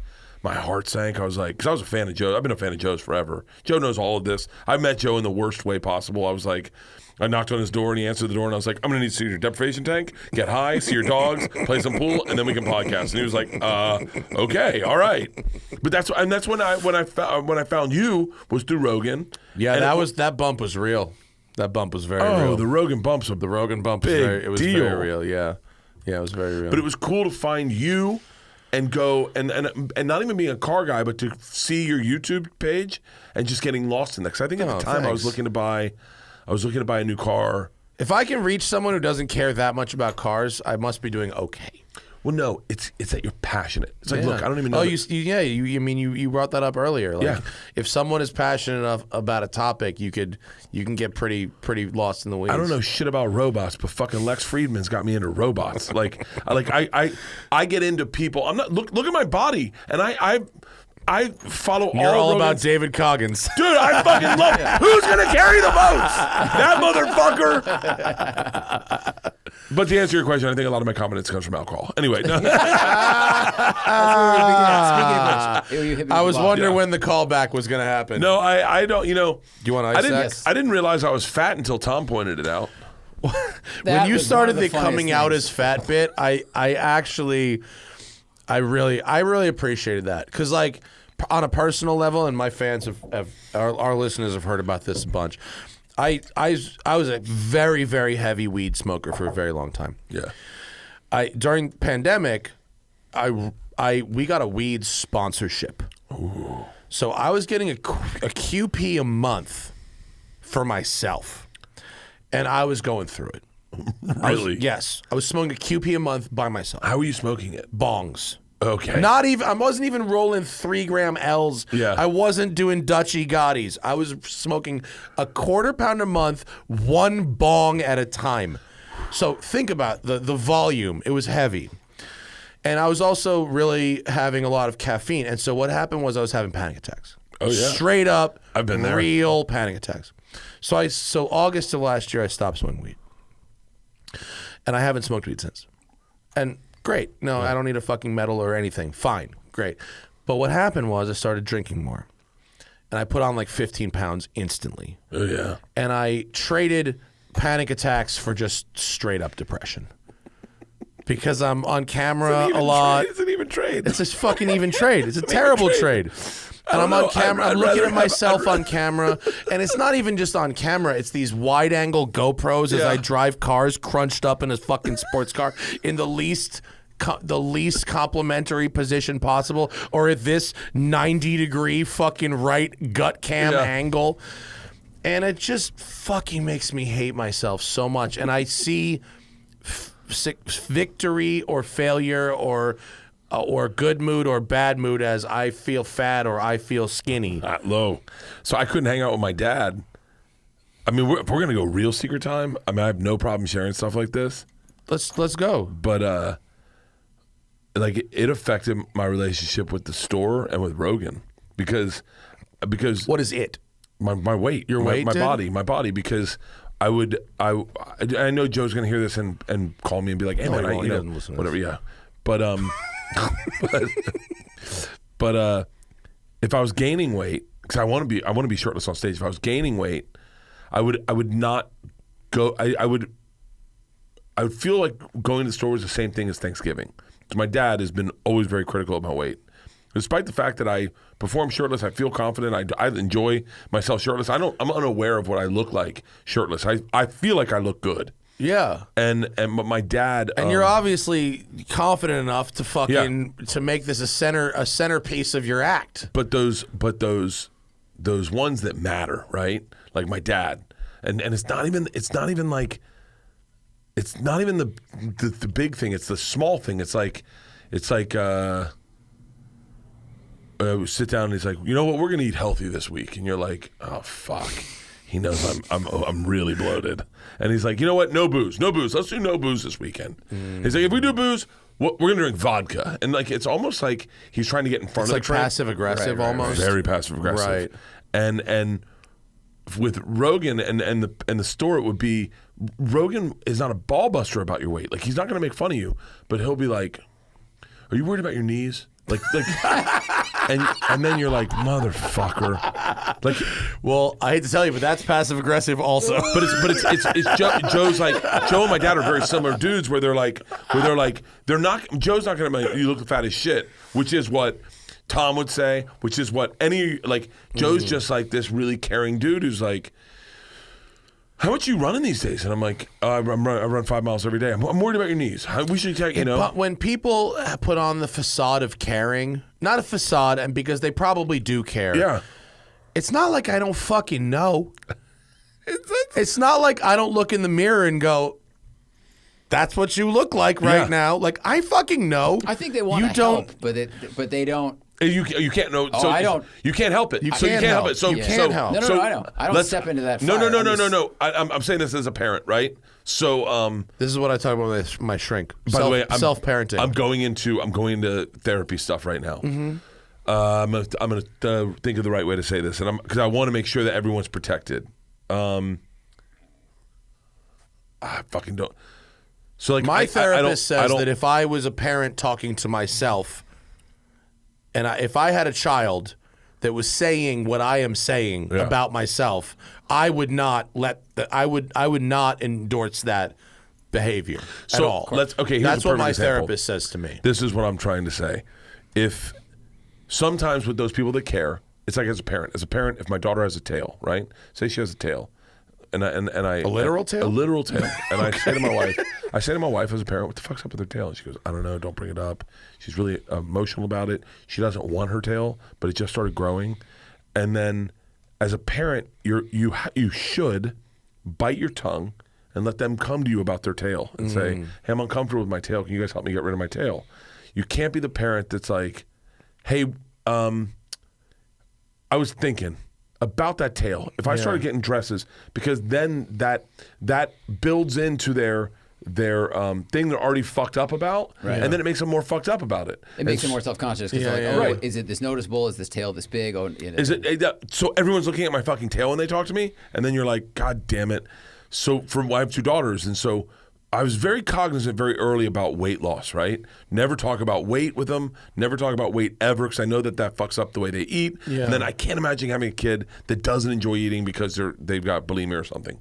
Eating's the best part of life. It's my favorite part of life. Food is fucking delicious. It's the most popular drug for a reason. Food is so delicious. Fucking good. Yeah. And so good food is so good. Good. Yeah. Yeah. So you and I would have a real fucking problem at some restaurants. Me, you, Tim Dillon, and Tom Segura need to go out. We would shut down restaurants. Tim Dillon's the guy you want to go into an orgy with food on because he gets sexy about it. We had these peanut butter and jelly donuts one time. We were in Texas, and the guy made them for me. They were like Uncrustables. Yeah. And we had a couple, and I'm doing my best Tim Dillon impression, but he's like, I'm gonna wake up early and go get some of those. He woke up at 7 in the fucking morning and had the guy make more, and then ate them and brought them back. He's like, they're fucking good. They're good. What are you gonna do? Guy's got a talent. And so You're gonna not live life? yeah. But that's the thing about being a parent that I recognize that happens to me sometimes. Is that, do you think if you weren't a parent that you would, if you weren't an actual parent, that you would have that, or do you think it's only because you're an actual parent that you understand that? It's only because I'm an actual parent. Because it took me. Isla gained weight, whatever, in like a period. She broke both her arms. It was my favorite time of Isla. It was my favorite. Like, if you're gonna go back to my favorite times of Isla, and I talk about Isla a lot on my shit in my stand up. That period where she broke both her arms, she gained some weight. She's gonna see this one day and be like ugh. But she broke both her arms, gained weight, and she got the most lesbian haircut you could ever get. All at the same time. Within the same fucking. I mean, so she was getting this cast off, but she broke this arm. So then, for like a week, she had both casts. There's a picture of the internet of her trying to eat cake pops with both casts on, and she couldn't get them in her mouth. Oh no! And she got this lesbian haircut, and I don't mean like good lesbian. I mean this as a like, no. It was like the woman misread what she wanted. She wanted it like up on one side, lower on the other side, and the woman just cut her hair as if Isla went like this. And so it was the worst haircut. Oh no! But it's my favorite time of Isla because it was when she was most vulnerable, and she was the funniest. She was the funnest to be around. Her brain worked sideways because she was very, a vulnerable child, and maybe I might be wrong about this, is better than a confident child. A confident child comes up and goes, punches your friend in the nuts when they walk in. It's like, hey, take that, bitch, and then runs away. A vulnerable child sits and talks to you, and I loved it. I loved Isla when she was like, well, it's weird. Like, I somehow am like, okay, talking shit about myself. Yeah. I totally am. Like, I understand. But like, fucking randoms on the internet find the fucking holes to turn the screws. They're so good. And it drives me, into deep depressions. Yeah. Oh yeah. Okay, I'm glad I'm not alone. No, you're not alone. You're not alone. Okay. So I look at Twitter, because Twitter is the toxic place. I look at Twitter the same way I look at the scale. Right? I step on it, I go, what the fuck am I going to even look at that for? It's not going to make me happy. And I look away, right? That's funny, yeah. And so what I do, as I need glasses. This will be a perfect example of how I look at Twitter. I go to Twitter. This is the flight I'm on. This is my seat. Hold on. I look at Twitter, and I have it. I deleted the app, and I just have it. I did too. I only have it on my computer. I don't go on my computer either. I fucked up big time there.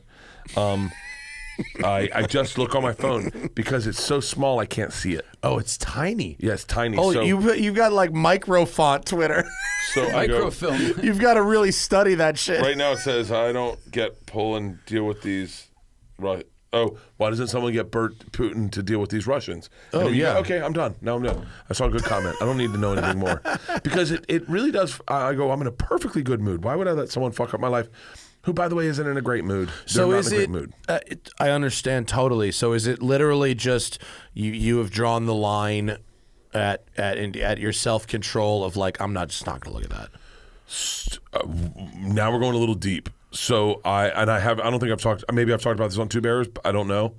So I started something called a happiness journal. right? So I know this sounds so fucking stupid. No, it doesn't. My shrink yesterday told me I need to do this exact fucking thing. So go on. So I got a journal and I started highlighting things that I recognized made me happy.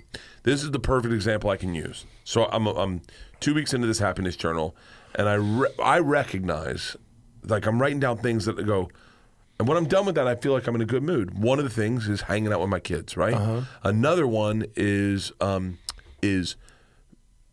was doing gratitudes in the morning, like seeing what I was grateful for, and I was like, oh, I want to start. Did that work for you? It did. It did. But I go, I want to work.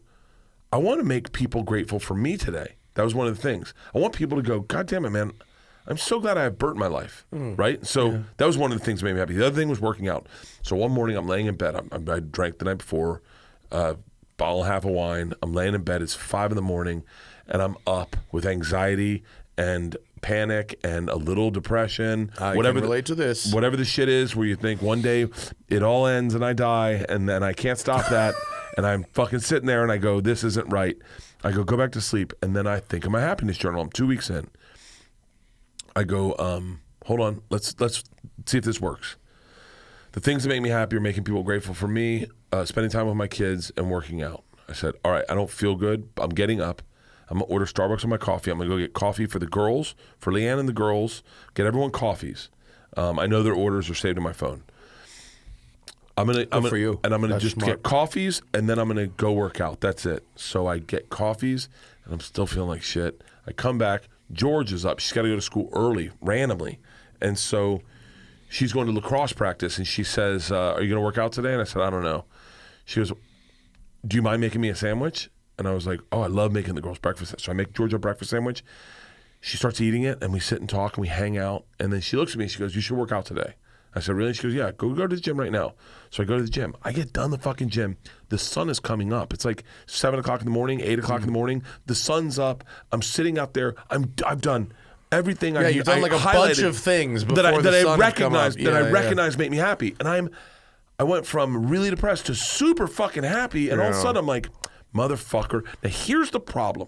Here's the problem with this happiness journal is I have a seesaw of booze versus happiness, because you get me off stage and I want a cocktail, I want to go to the bus, I want to bullshit, I want to talk gossip, I want to fucking talk comedy, I want to talk about my stuff, I want to light a joint, I want to have a little bit of a weed and have a drink and then laugh hysterically at fucking Don Lemon or some shit, and then end up in my bunk and then wake up, and then the next day, flip side of that. The next day is that seesaw where I go, where that's where I'm trying to figure it out. I feel the exact fucking same way about this. I wake up, I do Legree Pilates, which is Pilates impossible. Is hard as fuck. It's impossible. Yeah. And I usually go at 7 a.m, which means getting up at 6 and walking. I walk 20 minutes to the studio with my wife and walk back in Venice, and like, oh, that sounds so great to me.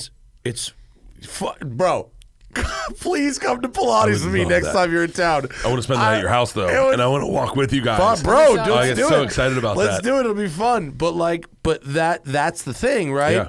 But I have the same love wine.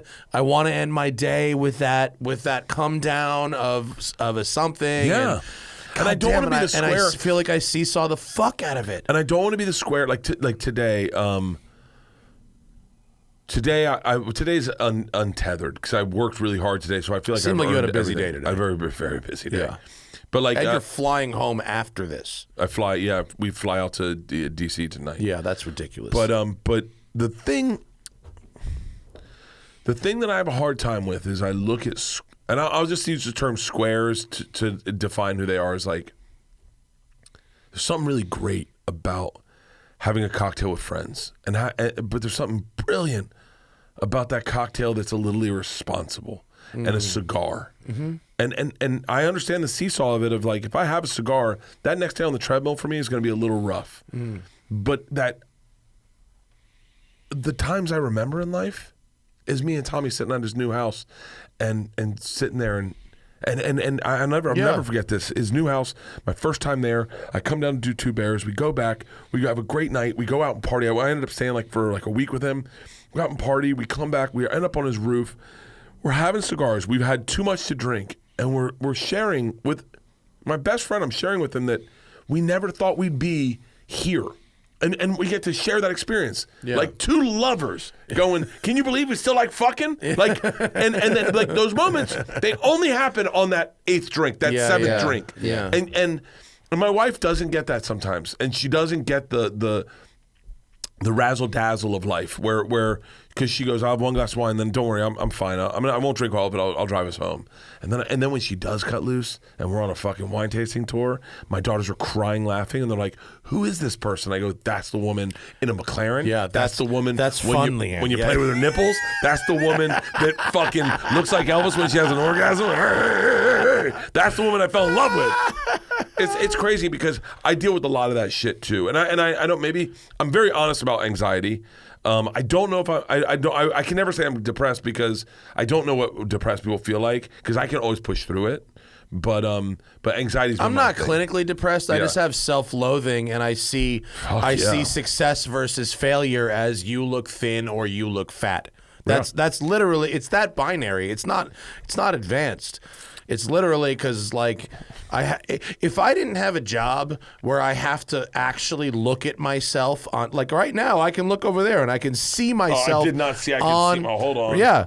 Guess what? Guess how you're about to feel, buddy. Yeah. You know, if I didn't have that job, touching belly. if I fucking sold shoes for a living and didn't have to look at myself, I might not feel that way. But thank you, Zach, for turning off the monitor. How generous of you. This monitor was not my idea. I would just like to state that. No, I like the monitor in general, but, Here's the weird- but it's the same thing. you Here's know? the word. My wife calls it, I think, a soft narcissism. Yeah. Is I love listening to myself talk. Like I love whatever that's supposed to. I know that's not a good thing, but like I can listen to my own podcast. I can't watch my That's own funny. specials. I can't watch my own specials. But on a podcast, What if you listen to the audio version of your special? Could you then?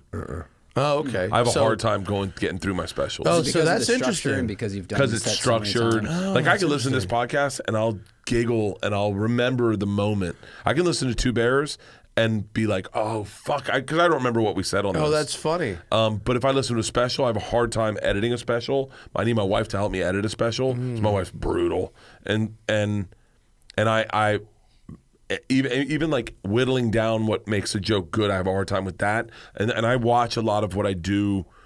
Like getting ready for a special, I'll watch for like 3 months out. I'll watch every single set and then find the thing that's great about the joke, try to make it skinny, take the joke that I think is maybe not the best joke, see if I can restructure it and cram it in there. But that's a hard process for you? Yeah, because I'm Well, it's not not. as playful, right? I mean, like not as the playful. I podcast, like- the podcast, it's all happening so fast. So you've said it once, you might remember some of it, and you listen to it again. But with the special, you've done that set 100, 200, 300, 500 times. The difference is I don't roll the dice like I mean I roll the dice with stand up. But it's a calculated dice roll. Like I know what I'm going to say, kind of. I'll play around in like the store or at the improv, but it's always calculated. I know where I'm at. Sometimes on podcasts, I think Just I say fucking things, fling I say it. things I totally regret. I did it today. I was like, I got to edit. Not that on this the fuck show. out. Not on this show. Oh, okay. On a podcast I did this morning. Oh. Where I was like, what the fuck is wrong with me?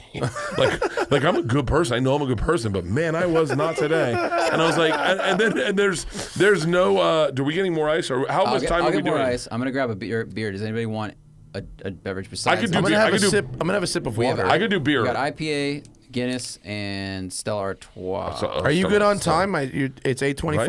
Are you I don't okay know. on time? Yeah, I think You're so. the fuck. I'm here for you, brother. Yeah. Matt, what do you want? This is the highlight of my week right now, hanging out with you, Bert. So I'm on your schedule. Yeah, I'm pretty sure you I have don't to think- catch a flight. My wife has other dinner plans. I don't give a fuck. 9:10's when we have to. 9:10 Is when we. have to leave. Is when we. I think when we have to show up. Peter will Oh. tell you when you walk out to grab the beer. Peter will All tell right. you. That's like cool. a Stella. Yeah. This is great. This This is a highlight of my week, get- Bert. you're I really such- appreciate it. No man. I love that you came to my studio and took a tour of my shop because I mean, I think I don't want to sound like a fucking asshole, but if I couldn't do what I do, and I love what I do, I think I have the best job in the world. Yeah. I mean, I get to do the thing I love doing. If I couldn't do this, I've felt the most at home with stand-up comics and with chefs. Oh, And I love both of those things. Did you ever meet Carl Ruiz? Of Do you know course. Carl? I know him very well. Carl is how I met Opie. from Carl because Are you Carl serious? had a weekend. I was coming back from a shoot one day. I was filming up in the canyons. I was listening to Sirius XM with Opie and Carl. And Carl says on the air, as I'm listening, I spent the whole weekend binging this fucking guy's videos, the smoking tire Matt Farah. And I called into the show. And I was like, I'm that guy. I'm the guy. He just said that. Shut up. And I became like instant friends with Carl on the air with Carl and Opie. And I had like my wife literally called Carl my boyfriend. We would text like daily, and like he would come to LA. We'd make food together. He would take me to these restaurants. It was like insane. We'd go fucking drinking. It'd be a disaster. When I found out that the Lamborghini Countach that I own now, which is the greatest car in the entire fucking world, when it came up for sale, Carl was sitting on my roof at my house. We were drinking, and I go, Carl, the Lamborghini Countach that I drove, that I reviewed in the perfect spec, just came up for sale. And he goes, "Cuz, you don't buy that car, I'm gonna throw you off this fucking roof." Cuz. I can hear him saying that. And it was like the most next level, thing. And so I wonder what my last text from Carl I miss is. Carl so much. My last text from Carl. My last text said, "Please respond to this because I heard that there was a problem." And what happened? Let's pull up the phone. Last text from Carl. Oh. God, I'm gonna pull up. I'm gonna regret no, this. Mine's bad. Mine's Is it? bad. Yeah. What is it? It's me drunk at 1:04 in the morning, saying I miss you. God damn it. He's already dead. Fuck. God damn it. So I met Carl on OP show too, and we hit it off. I don't think anyone didn't hit it off with Carl, and we just texted, and it was like I'm not good at like keeping in touch with people, and we just texted, and then I was starting this cooking show, Something's Burning, and everyone that's wondering where Something's Burning is, it's coming back. I'm getting all the masters. They're going up on my page. They should be up soon. Funny show, dude. It was a great show. Yeah. We're gonna do more. It was whatever. So, I called Carl for the first episode, and I said I want to do a show. I'm doing a show called Something's Burning. I have no idea. I'm cooking for Bill Burr and Tom Segura. I have no idea what to make, and he sent me like 9 different recipes of like the most fucked up shit. Where he was like, "This is what you need. They sell chickens in a can." You know? And he goes, "They're not bad chickens. They're not bad chickens." That's what he said? And he's like, "They're not bad chickens." And so we texted, nonstop. And when we'd hang out, I would tell him things because I have a culinary thumb, which is like, Tom will tell you, you've got a feel for it. I've always been a really good cook. Yeah. And I used to do this thing when we go to improvs is I get their coleslaw and I throw sriracha in it. This is early.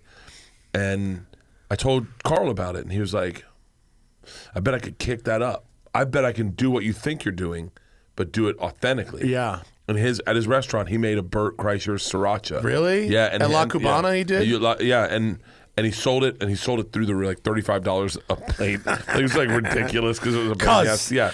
Because it's really God money. Damn it. You think I'm Carl. cooking, but what I'm really doing is laundering money from the mafia. He was really good friends with Guy.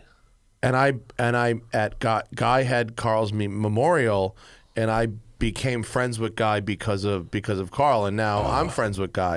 What pisses me off? I'm his car guy, and he's my food guy now. What pisses me off about Carl being gone is that I became friends with Guy, but through his son. Yeah. His son had seen my stand-up. I think it was during the pandemic, and his son was like, "Dad, you got to check out this guy." His son was, I think it was over at UNLV, and his buddies had seen the machine, and maybe they're fans of Two Bears, and they were like, and he's like, "Dad, this guy, if once you on this podcast, you got to do it." And so then he showed Guy the machine, and we did the podcast, and Wasn't he great? And I was like, Guy does great radio. He's the fucking greatest. He does great radio. But what bums me out is that I never got to experience Guy and Carl together. Like I never got to. There's a clip on YouTube of Guy and Carl with Opie. and Guy is roasting the fuck out of Carl, and it is so funny. It's a great clip on YouTube. Wow. Guys roasting Carl? Guy's roasting Carl. That's neat, 'cause they seem Guy like, is dropping bombs on Carl. Different It's people. so great.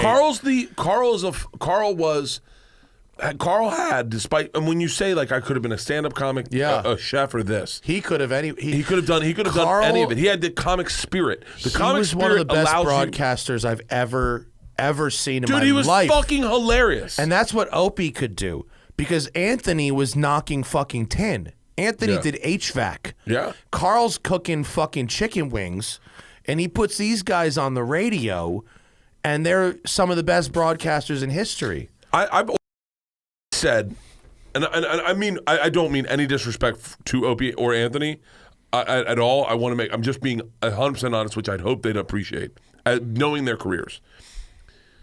You understood how important Opie was when Anthony went on his own for those first few episodes. 100%. When he did his interview with Dice, you went, oh, fuck, I forgot how important Opie was. And then He's the producer.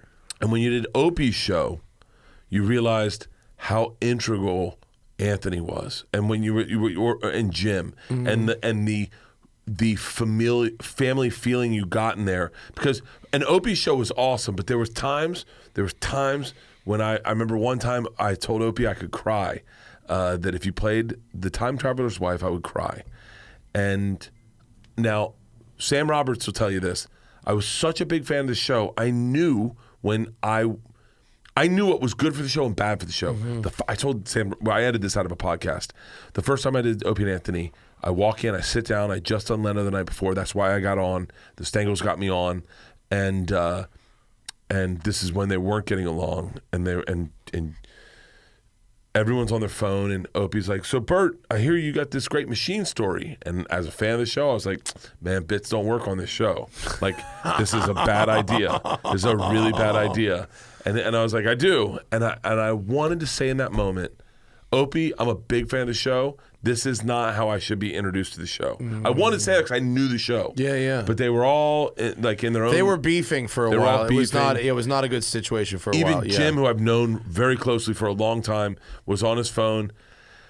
And man, if you look at that video, it's me telling the machine story for 12 minutes. Maybe I skinnied it up for 8, and it was just me barreling through it. And Sam Roberts is the only one.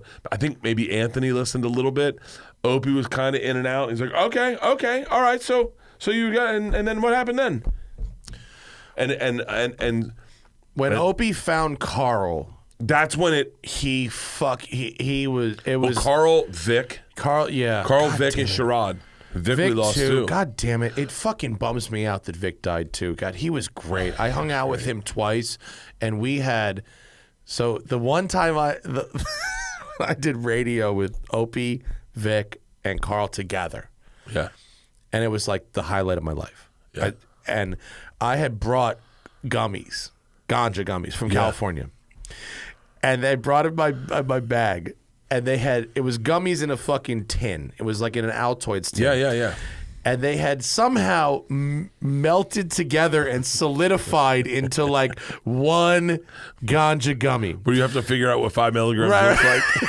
So Vic fucking busts out a pocket knife and starts carving out.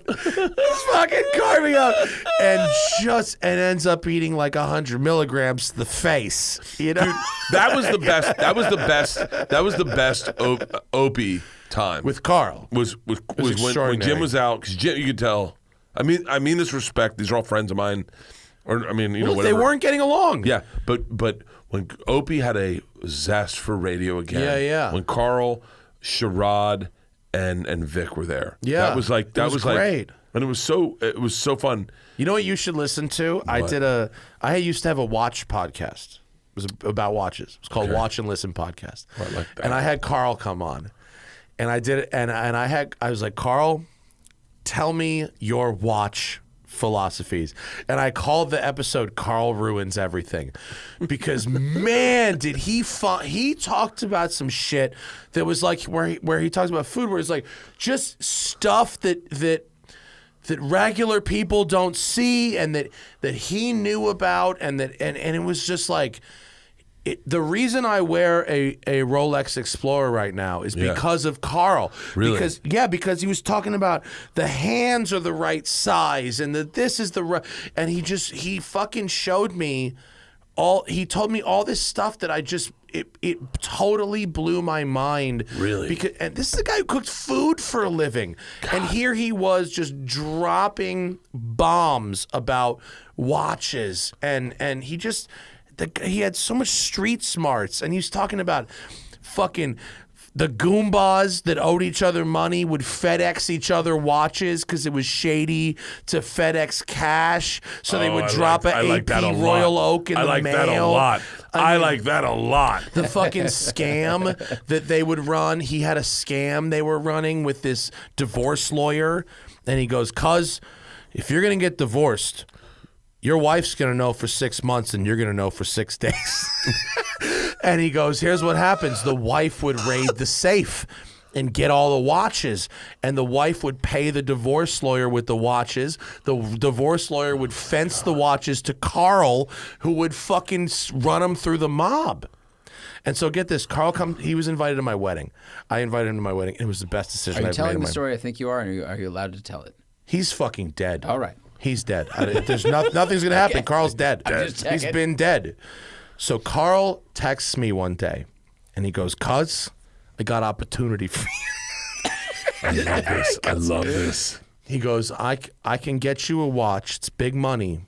It's big provenance, but you can't sell it for like 30 years. And I go, "Oh, what do you mean?" And he goes, "William Jefferson Clinton." He goes, "William Jefferson Clinton accepts watches as payment for speaking gigs to not pay taxes." Oh, and my he goes, God. He goes, "I got a couple." I go, "Get the fuck out of here, Carl. You don't have that." And he sends me photos. And he goes, this is not, he goes, "You buy one of these, you got to wait till Big Willie dies." You can't sell it. Can't sell it. You got to buy it. And I go, "Carl, like, I don't know about this. It seems shady as fuck. I don't know if I can do this. Seems bad." And he's talking about like 50, 60 G's he wants for these things, right? Calls them the Willie watches. The Willie watches. And so Carl, I go, I think I'm gonna pass. I don't think I could do this. And this was early in my watch game. If he called me today, if he was alive, 100%. I would 100%. By the way, I'd buy all of them. I'd sell a car. I'd buy all of them. I would buy one without a doubt, and I'd be talking about it right now on the podcast. Are you getting this one? He shows up at my wedding, and he was the best wedding guest you could ever imagine. It was like he was like fucking.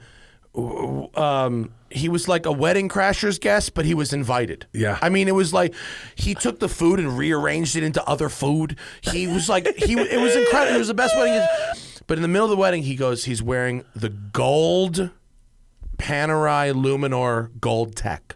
Yeah. He takes it off. He goes, cuz. And on the back, it says WJC engraved in the back of the fucking cuz. In the back of the watch. It goes, cuz. You sure you don't want it?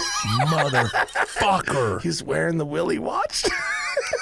If you are listening to this podcast right now, this is the only thing I can share with you.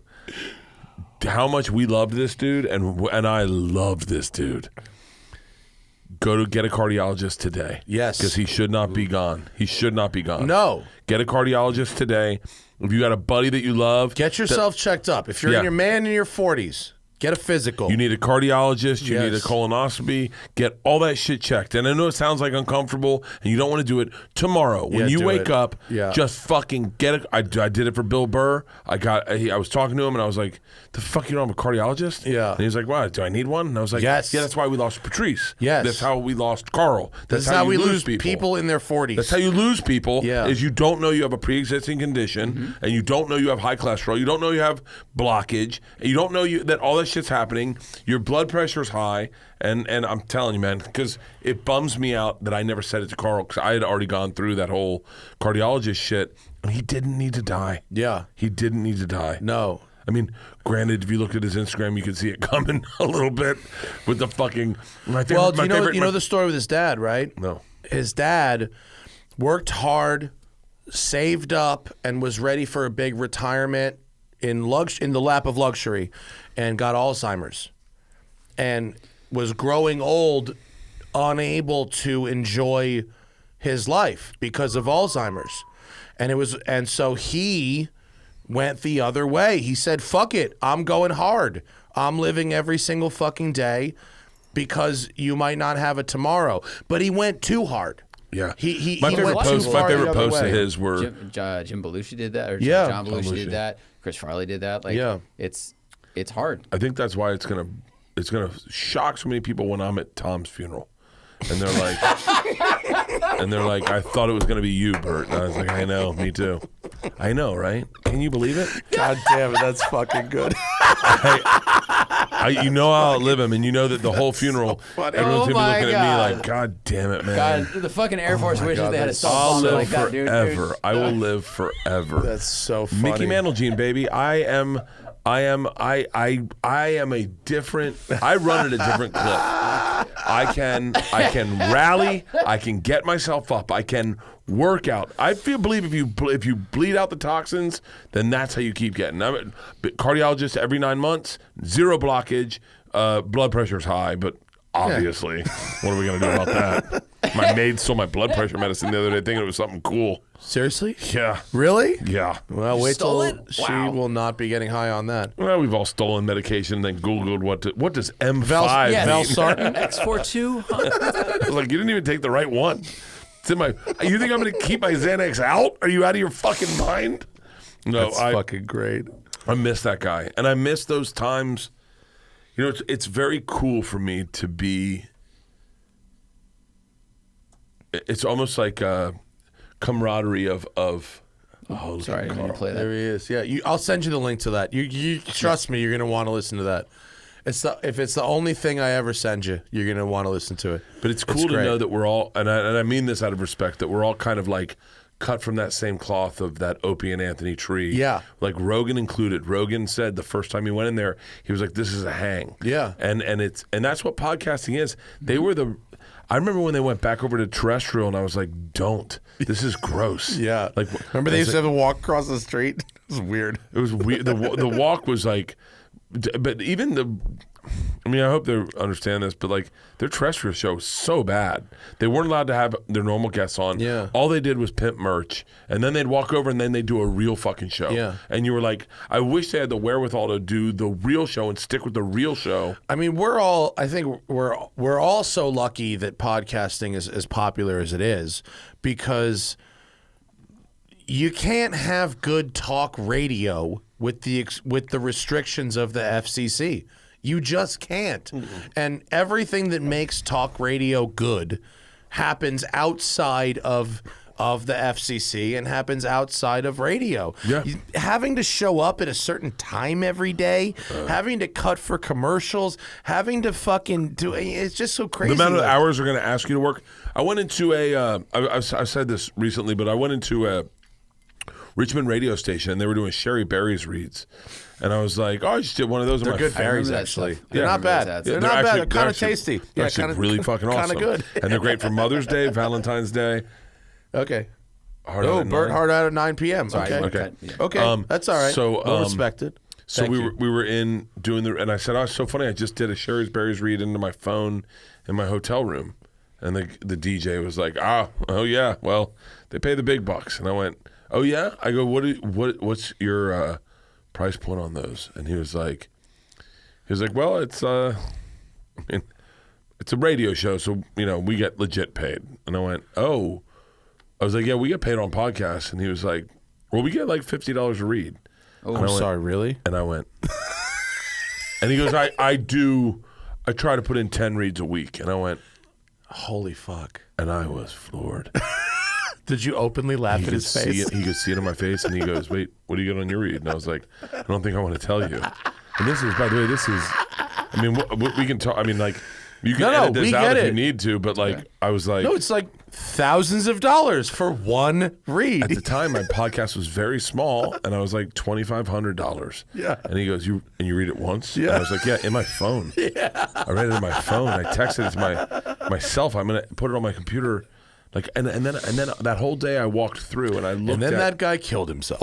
I don't think that guy's in radio. There's no way that guy stays in radio. I remember him going like, "How is that possible?" And his manager came in. He goes like, "I'm doing an early lunch. I'm going to be back late." And I was like, "That's why that guy does not deserve a paycheck. He doesn't do anything." Right, but he's taking $2,450. Yeah. Walk into Two Bears is our current Two Bears is Tom believes in.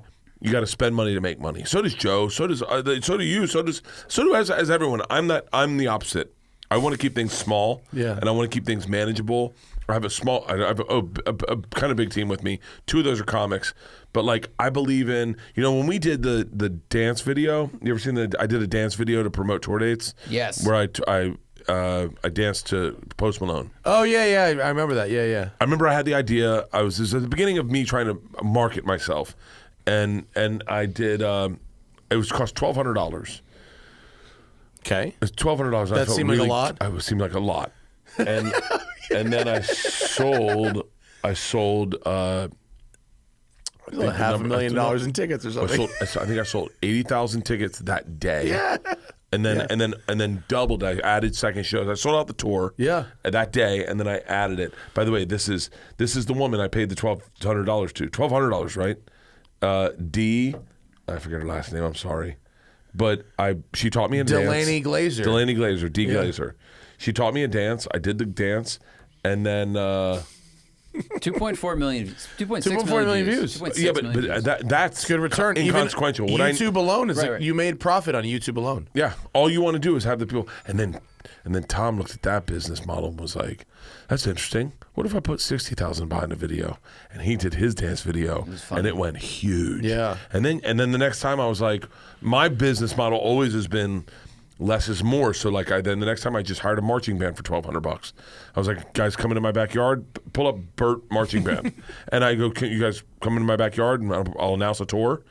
And we sold out the whole tour, added second shows to every venue, and you're like, "Oh, great." Yeah. But my thing has always been their marching Wow. brand promo. Oh, I remember this this video. is- I 100% remember this That's the marching band vlog. video. It was that's the funny. vlog. That's the vlog about it. We can't because we're on really YouTube play that. playing Yeah, no, I YouTube videos. understand, We'll yeah. get fucking. I have whatever. a podcast get that I it. think I'm about moving. I'm thinking about moving to Patreon called Open Tabs, where I throughout the weekend I leave all my tabs in Safari open. It's really funny. And then I just go through and close them with you and tell you what I've been watching. That's actually pretty That's funny. very good. That's a pretty good idea. It's a pretty good idea, but the like problem that. is, there's no money to be made because of that problem that we're having. Yeah. So I was thinking about moving it to Patreon. Can I ask you a question? Sure, please. So you smaller team, less money, et cetera, but the cabin, which is not trying to kiss your ass, hilarious. Oh, thank you. the Oh, people you had on. I fucking the forgot about the premise- cabin. The cabin's funny as cabin fuck. was so funny. The cabin was so great. funny. Everyone killed it. You were this maniacal band leader that just brought these people and a lot of your friends on these crazy adventures, and it's executed so well. But that obviously has a little bit more of a budget. Are you saying you like small budget on advertisement type things that kind of can go viral, but when it comes to production, you go higher, or does it just depend on the project? It's interesting. Cabin's a great example because when I got there, the budget was astronomical. I don't mean to speak out of school for Netflix. I don't know what they want to tell me to say, but the budget was a lot more than I anticipated, and I knew that because they were what do they call box trucks? Yeah. Backed in, unloading gear. And I remember, what are you gonna do with all this? I remember going into the corral where we ended up doing the polar plunge with Donnell and them, and going into the corral with Mike Gibbons and my cousin Andrew, who you met. And I went, "This is bigger than I thought it was going to be." And I was like, "I don't know if I can live up to this." Turns out, high-end production value just makes it look good. Right. Jeff Tomzik was a genius. Todd Garner was a genius, and they allowed it to be whatever they. Ben over at Netflix, I forget his last name. Ben, our production, they allowed it to be what it was going to be. They kind of formed it and post a lot, but they made that show great. But they just let it run and they let us have fun, and they were just let comics be comics. When I did the movie, I was very nervous because I was like, God damn it, man! Like $30 million. I don't know. Like, I'm not worth that. Yeah. For me, Well, maybe this goes back to the this imposter syndrome. Yeah. Yeah, same thing. Yeah. Like today, I spent. I didn't spend any money. Nice. I Congratulations. didn't spend any money. I spent whatever I pay my guys weekly. You know, my shooters. I pay them, but I pay them to be on the road with me. And we shot 9 promos at the Greek. Awesome. We shot 9 great different promos, and I walked out, and I remember the look on my manager's face is like, how the fuck did you do that? I like that look better than like, all right, and that's a cut. Yeah, all right, yeah. we're cut. Yeah. We're wrapped for Bert. Everybody, round of applause for Bert. Part of me feels like that's this energy, like this podcast energy, that like home base energy where you're making something out of nothing. You look at like the Hannibal Buress video that went viral on Cosby. It's grainy as fuck, Yeah, and it's it's shot on terrible. a flip phone from the back, and it goes viral. Yeah. You don't need. I don't believe you need the biggest production value in the world to do good content. Totally. You just good mics are great. Great cameras are great for audio YouTube. helps a lot. Good audio's the fucking Audio's key. yeah. Audio's the key. Yeah. That's why we got the SM7Bs. Oh, maybe I got to step up my fucking game. I like this table a lot. I like that we're sitting. Like this podcast is like, please invite me back. I'll get drunk again. Every we'll talk day. about everything. Bro, every Because day. I could this do whole setup You have is to go on a fucking flight. awesome. I could do 3 hours more with you. I gotta right have you now. on. My podcast sucks though. Like, Who cares? 3 bears, dude. Let's do it. That well, Birdcast. 3 Bears Racing. Birdcast is here. Let me tell you something. 3 bears racing. We should bookend this with. Because you have to go in 3 minutes. No, You do, in true. 8. In 8. So, the racing team is happening. Of course. I told my manager, my business manager, Leo, I'm going to set me, you, and him up in a call. Yeah. It's a present for Tom, so I want to keep him out of this. But it should be like a fucking LLC because I have a feeling this is going to get bigger. I have a feeling that we're going to grow something in. I believe in this birthday present to Tom, in that it becoming something that is way bigger with all the knowledge you have, the passion Tom has, and the fact that I think I can market the fuck out of this. It'll be fun, and what you do is, because it's a team sport, Yeah. there's other comics that are into cars. So get the comics that are into cars to come drive the race car. Tony Hinchcliffe, Brendan Schaub, like These guys are, Rogan, these of fools, course. there's comics that are into cars. They'll come drive the race car, and then you could just do a little short set or a live podcast or something, and you could, your love the guys idea will of shoot the- a ton of fucking Dude, video. the comms are so The fun. comms are hilarious. They're so fun. The comms would be fucking great. Yeah. I think this is the extension of where we need to go, and I'm so grateful because I was so lost. And when Tom texted me your clip and he was like, "This is what you need," Yeah. I took a deep breath and I was like, "All right." And then I was like, "We need a podcast about this because I need to." We will help. Yeah. Don't worry, we're here for you. We got we cars, have we know have the this people. situation under control. Pull up Tommy's birthday. There's no problem. He's in Chicago When is at the the birthday? United Center. When is the birthday? It's type Is of it coming soon? Yeah, April. Okay. April. So do we need to make the car appear at the birthday?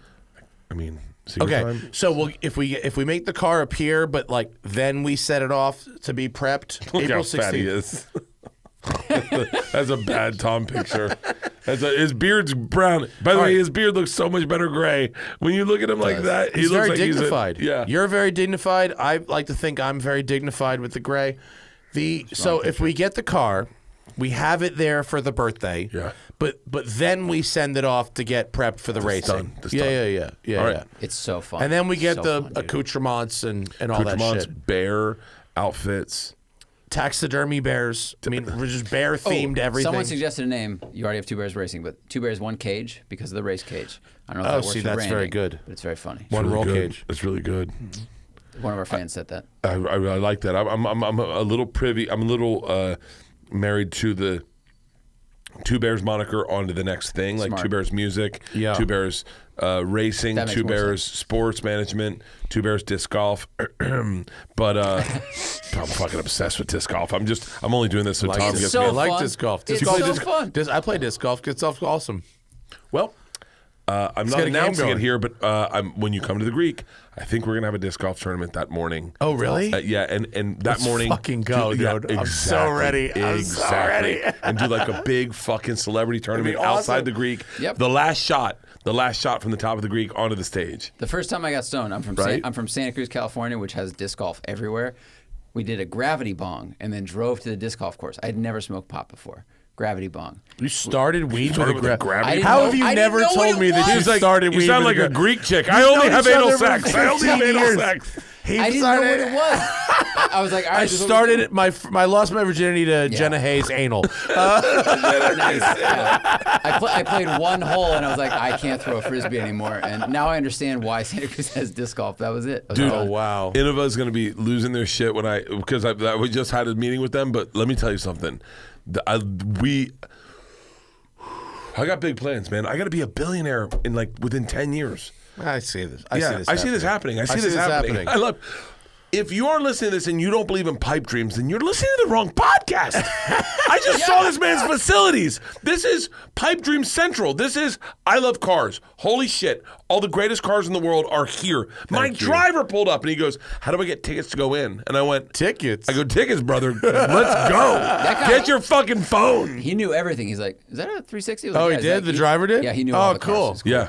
Bert, what a pleasure. Cheers. What a Thank pleasure. you for having me. Absolutely. We will happily help you with the cars, the racing, all that stuff. Zach is an excellent driver as well. He will participate in Two Bears Racing. In whatever capacity you want me, man, I'm there. It's so fun. And Endurance our racing mouth, with Franz from is so our fun. mouth to Carl's ears to God's ears. fucking l'chaim. That's how it is. Thank you, gentlemen. And I'll see you at the Greek. 100%. 100%. 100% coming to the Greek. 100%. Thank you all for listening. We appreciate you all for being here. We're back Friday. We've got Alyssa Walker from curb.com. She's a great writer. She writes about urbanism and how to enjoy cars without fucking up inner cities. I really appreciate her writing. But Bert, what a pleasure to hang out with you tonight. This was a fucking This was blast. so great, and I hope that Zach and I have earned our way into the Kreischer the circle of fun. Yeah, you guys started this path. If it wasn't for your podcast with Tom, I'd be lost. Birdie Boy yeah. Relapse Tour. I'm going on tour right now. I'm getting on the plane. BertKreischer.com. Dates? BertKreischer.com. BertBert.com. Tour dates are- BertBert.com. Yeah, Excuse tour me. dates are everywhere. All right. Oh, and the fucking cameraman. camera. The camera has come in to cut us off because it is time to go to the airport. All right. Goodbye, everybody.